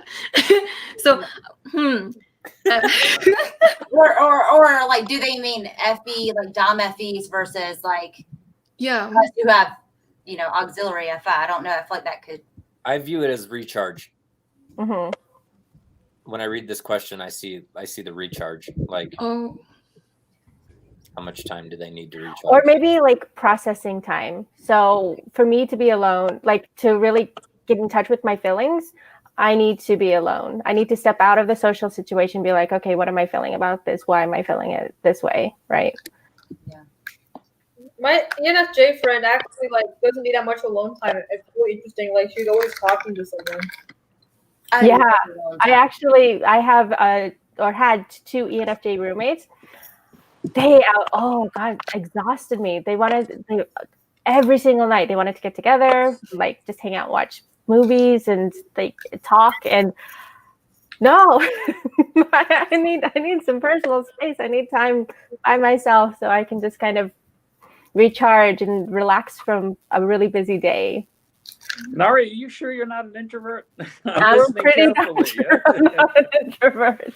I do have introverted tendencies, but yeah, no, I definitely get a lot of energy from being around people. I get pumped up. So Yeah. I know. I think I'm confused a little bit by this. Not confused. I wish I could have a little more clarification from I Can Relate. Because I wonder. I actually I don't like want to take words out of her mouth, but I'm just curious. How do y'all think? Do y'all think that Dom FEs maybe wouldn't need as much alone time as like ESTPs and or I guess wouldn't it be ESFPs and ENFPs? Dom FE might not need as much of alone time than an ESFP. Yeah, I would agree with that. But an INFJ such as Joyce might need a little more, just because the introverted side of that. Just I don't know. I wish I could get more background on the question if they can provide it. In this, where is that coming from? Can we make it a little more targeted to what they're trying to understand? That was for the group, I think. Well, since we're FI auxiliary, I would say that we probably do need a little bit more alone time. But it's interesting. I'm not like the type that can just sit alone in a room on a bed and alone with my thoughts. My alone time manifests a little differently. For me, there's something very cathartic, for example, about working. Like it could be doing landscaping work or something, or fixing something, or even playing my instrument when I practice it. That's a very alone experience. But that alone time doing something, there's a big difference. Yeah. It's not like I'm thinking, I'm doing, but at the same time, lots is going on when I'm doing that solitary activity. Yeah, it's like I'm the same way too. I can't really like sit on my bed unless I'm going to sleep or something, but just sit there. I want to, like, I'm listening to music or something, or scrolling on social media, or doing something else. And I just sit there. Like that's just. By the way, the girl who wrote this, I can relate. I was looking at the chat. And I totally agree. She said, Joyce should open up her own MBTI school. I want a certificate from her school. LOL. For hours. I can relate to. I know. Yeah. Yo, congrats. Oh, thanks. Y'all are so nice. Oh my God. I can relate. Like, get in the chat. We love I can relate. Yeah. Yeah, we love you. We love you lots. Oh my God, I love her. Also, thank you for the $5. I appreciate it. Amazing. When has your SEFI got you in trouble? All the time. Oh, what? Hilarious question. This could go so many ways. So sometimes my SEFI friends are with me if like I'm on a first date and I'm really feeling a connection, and I didn't mean to hook up, but I ended it was just going there. So, and then it's like afterwards, okay, maybe not the best decision I could have made. I mean, yeah. Being so in the moment of that. Yep. Yeah. Oh, I make really bad decisions too. One time I was in Pokemon Go. And there's this guy taking down the gym I just took with my friends. I wanted to go up there and talk to him. Not to be mean or anything, just to talk to him and be like, make friends with the person on your team, and they were much higher level than I was too, and I was fascinated by that. I got in trouble for that because apparently I wasn't supposed to talk to strangers. I'm like, dang it, well, I just wanted to go out there and say something. They put myself out there, and I couldn't do that. And I got in trouble for that. That's lovely. With my mom, so one time she bought 2 cats without telling anyone, and then she was like, Joyce, I have a surprise for you, and then like she showed me, and then my ISTJ dad as well, and he was so pissed. So that's a SCFI moment as well. With SCFI, my mom noticed that the house needed renovation because it wasn't that aesthetic, and so what she did was she renovated the house without my dad's permission. She just went ahead and did it, basically. And then my ISTJ dad was flipped out so hard. So those are times where the EPs clash with the IJs. Another time, and this one isn't necessarily as risque. I impulse shop. So SEFI really gets me in trouble when I do that. It's sort of like I'll run across something. I wasn't looking for it, but I know I'll kick myself later if I don't get it. So I'm just like, I'll talk myself into it. It's like, I got it. I just got to do it. So an example that's coming to mind from this past week, I'm helping teach my nephews like virtual school right now in Nashville. which was like why I was like late to this panel. But anyway, I didn't check with my nephew's parents first, so my sister and her husband. I was trying to motivate him through like MFI, but also like, okay, dude, if you like, he's 7 years old. It's such a, if any parents out there or teachers out there that are going through, I don't know how you do it with first graders or any kids, but I was like, okay, dude, look, you love Roblox. I will give you blank dollars each, $5 each day. If you just make my life, because to me, $5 is more than worth at that point. And now, like, I'm in a now, like, we've, like, I guess, established some, it just keeps happening where I keep having to get him $5 every day because he's acting so good. And then my sister is like, what the hell? Why did you, I was like, I should have talked to you about this first. I was in the moment. And I was like, what would motivate this kid? I'm pretty sure he might be an ESFP. He's an EP for sure. He's on ADHD stuff. And anyway, he just, I can't imagine. For him, it's an extra prison sentence as a first grader. He's always twirling around in his chair. He can't sit still. Even more so than probably normal first graders. So anyway, I was like, I was so in the moment, and I thought, I didn't really even think, I feel like my sister was not super happy about that. And now he like might be using me for Robux, but anyway. Yeah. My my mom's like that too. I could see my mom having that issue as well. I noticed that with ESFPs that maybe have more 2 tendencies that are a little bit soft-hearted, sometimes they'll be lenient with their boundaries and they'll be like, hey, you know what? You want $5? That'll help you in the moment. Sure. Easier than sure. Let's be codependent. Yeah. That makes a lot of sense. And so, any last thoughts before we end the panel? Yeah, like I think I just remember something that I read about somewhere a long time ago that like more NI think like the opposite of like functions like FENI stuff would like have more agenda to it, whereas like SEFI is more spontaneous. I don't know. I read that somewhere. It's pretty neat. That makes a whole load of sense. Yeah, awesome. And so thank you everyone for coming out. I heavily appreciate the time you guys have taken out of your day to answer questions about ESFPs. And thank you, live chat, for asking such amazing questions about ESFPs. These were stellar questions. Yeah, they were good questions. Yeah, top-notch gold star questions. It's going to be hard for all of us to go to sleep now because we're all amped up from this. Yep, exactly. But thank you guys for staying with us for the long haul as well.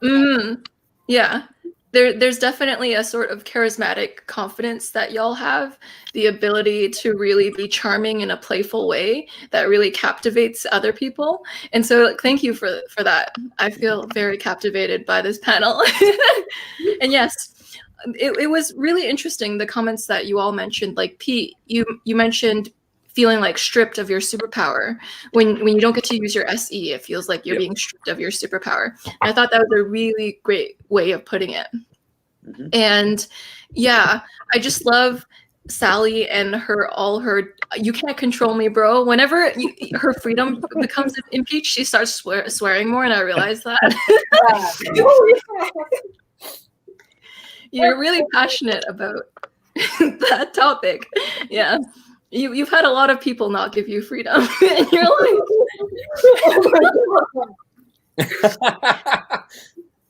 yeah. So I just love your sass when it comes to topics about freedom. You're really interesting. And yes, and John, thank you for your ability to articulate your experience really well. You're very well spoken. When you explain your experience, I feel like I'm listening to a professional speaker speak about things. So you're a very articulate person, and you have an ability to explain your experience really well. That FI probably really helps with conveying your experience in a very genuine way, because you're able to be honest and real. And that's the only way people can really learn about ESFPs, is if ESFPs are actually being real and honest and raw on the panel. So that's a really, really amazing quality you bring. And so thank you for that, John. And Mariana, thank you for helping me during a tough part of my life where I was like, man, I don't have money. And you're like, girl, fam, I got you. And I'm like, wow, that was like really nice of you. Yeah, I appreciate that. Well, So I support your vision. I would not, otherwise. yeah, I appreciate your type 2 giving nature and how you're so warm and like you care about all of us like we're family and we consider you that as well. But you were the one who initiated it. Like I think you were the first one who was like, this feels like family. So there's this type of like open-heartedness about My psychotic too was like, let's be a family. This feels like family. Yeah. You're totally the heart of the group, Mariana. No, thank you. I feel like maybe like at the end of the day, passionate. This is also like from still like being jobless and I'm finally like ready to work again. I am trying to do that whole like LinkedIn, like BS stuff, like where it really is like how great your profile is these days, that if you want to get like hits or whatever. And I feel like I don't know. I love when everybody feels like they have a place at the table. I've been trying to like kind of articulate my why, like for diversity and inclusion with being a CPA as a background. And it's just like, not only is it just right to like include people and make everybody feel like they have a place, it's also good for business. But I just like love when everybody feels like connected or like that they have a place or that they matter. Everybody should feel that way already. That shouldn't be a differentiator. So I love this group so much. It makes me so happy. Yeah. I notice a lot of feelers. I think it's a human need, but feelers tend to voice it more. They talk about the value of connection that Mariana just talked about, and about how it's one of the most important things. It's why, ESFPs will go over their way to kind of interact with people and get to know people as people, because feelers on some level, they have this extra attentiveness to connection and in humanness in others. And I really appreciate you saying that, Mariana. You're our family. We're all a family. We're all Ohana. I'm feeling The F in ESFP stands for family, for sure. I'm so happy that we have this panel. Like, it makes me so happy. I think before you complete your wrap up, there's one thing that I want to kind of recap on and just like wrap around this thing with a little bow. For sure. I think one of the biggest things that I've taken away from this and these discussions really help with, I don't know how you guys feel, but ESFPs are one of the most commonly bashed personality types out there. And it's very much like this stance that we're just flighty. We don't know what we're doing. We're always taking action, but it's never thought through. We're always on the move, and it's never like, I want people to realize that there is a reason, like we do have a rhyme and reason behind our action. It's not just because we're on a whim and we're just going, but we may see something or catch something that you haven't caught yet, and just trust us with it. You don't have to always think that we're just an ESFP, so we're just going and we have no direction. There is a direction there. And if you have a question about it, ask us. We'll give it to you. That's really well said. Yeah. So whenever you think an ESFP is doing something and it seems impulsive, maybe you're not in their frame of mind, and you're not sure what's going through their mind at that moment. Because it probably, to everyone, their actions make complete sense to them in the moment that they're doing it. So whenever something doesn't make sense to you, to always inquire more. Yeah, exactly. Well said, John. Yeah. That's the articulation I mentioned. See, I love you, Anna. I saw Anna's comment. We love you. We love you, Anna. We always make Joyce take like an hour, like for wrap up. I know. It's true. Yeah. And Nari, I like how you mentioned the confidence of the ESFP. You're really right and bang on about that natural sense of smoothness that comes from wearing your confidence. It's almost it's as powerful as what you're actually wearing to have the mood of confidence. It really brings out whatever your package is. Yeah. Confidence makes it beautiful. Sorry, I didn't mean to interrupt. I want to say that wasn't only in regards to ESFPs. I think that everybody can be confident and wear that. And it's really important to have that self-love and put that forward, because, I see it a lot where people don't necessarily realize what amazing gems and jewels they are. And like, I'd love people to love themselves and see themselves as amazing as I see them. Yes. So audience members, love yourself as much as the FI users love the uniqueness and the individuality in you too. Yeah, yeah. And confidence is one of the most beautiful things too. Yeah. Mm-hmm. Hey, last And- question. They're asking what type we want on the next panel. My Yes. vote is ENFPs. ENFP. ENFPs for me. ENFPs. ENFPs? That's gonna be a party. Oh yeah, we're gonna have like a mix of like we can like have both the sensing and intuitive part. What's your gut reaction though? I saw that question. I was like ENFPs. Yep. Right off the bat. Yeah, yeah. The Okay. next time ENFPs and ESFPs. Mix with the ENFPs. Yeah. I'm all in. Yeah. All right. So thanks, live chat members, for asking such stellar bomb questions, and thanks ESFPs for your witty, quick, smart remarks to all of those questions. And I really enjoyed listening to all your responses. And thank you for being my friend. And thank you for teaching me how it feels like to have a really solid family. So yeah, I've heart. Thank you so much, Joyce. Yes. Thank you so much, Joyce. Thank you. I got the type 8 to make a heart. You're like, Anything is possible. all right. Yeah. Bye, everyone. Bye. Bye.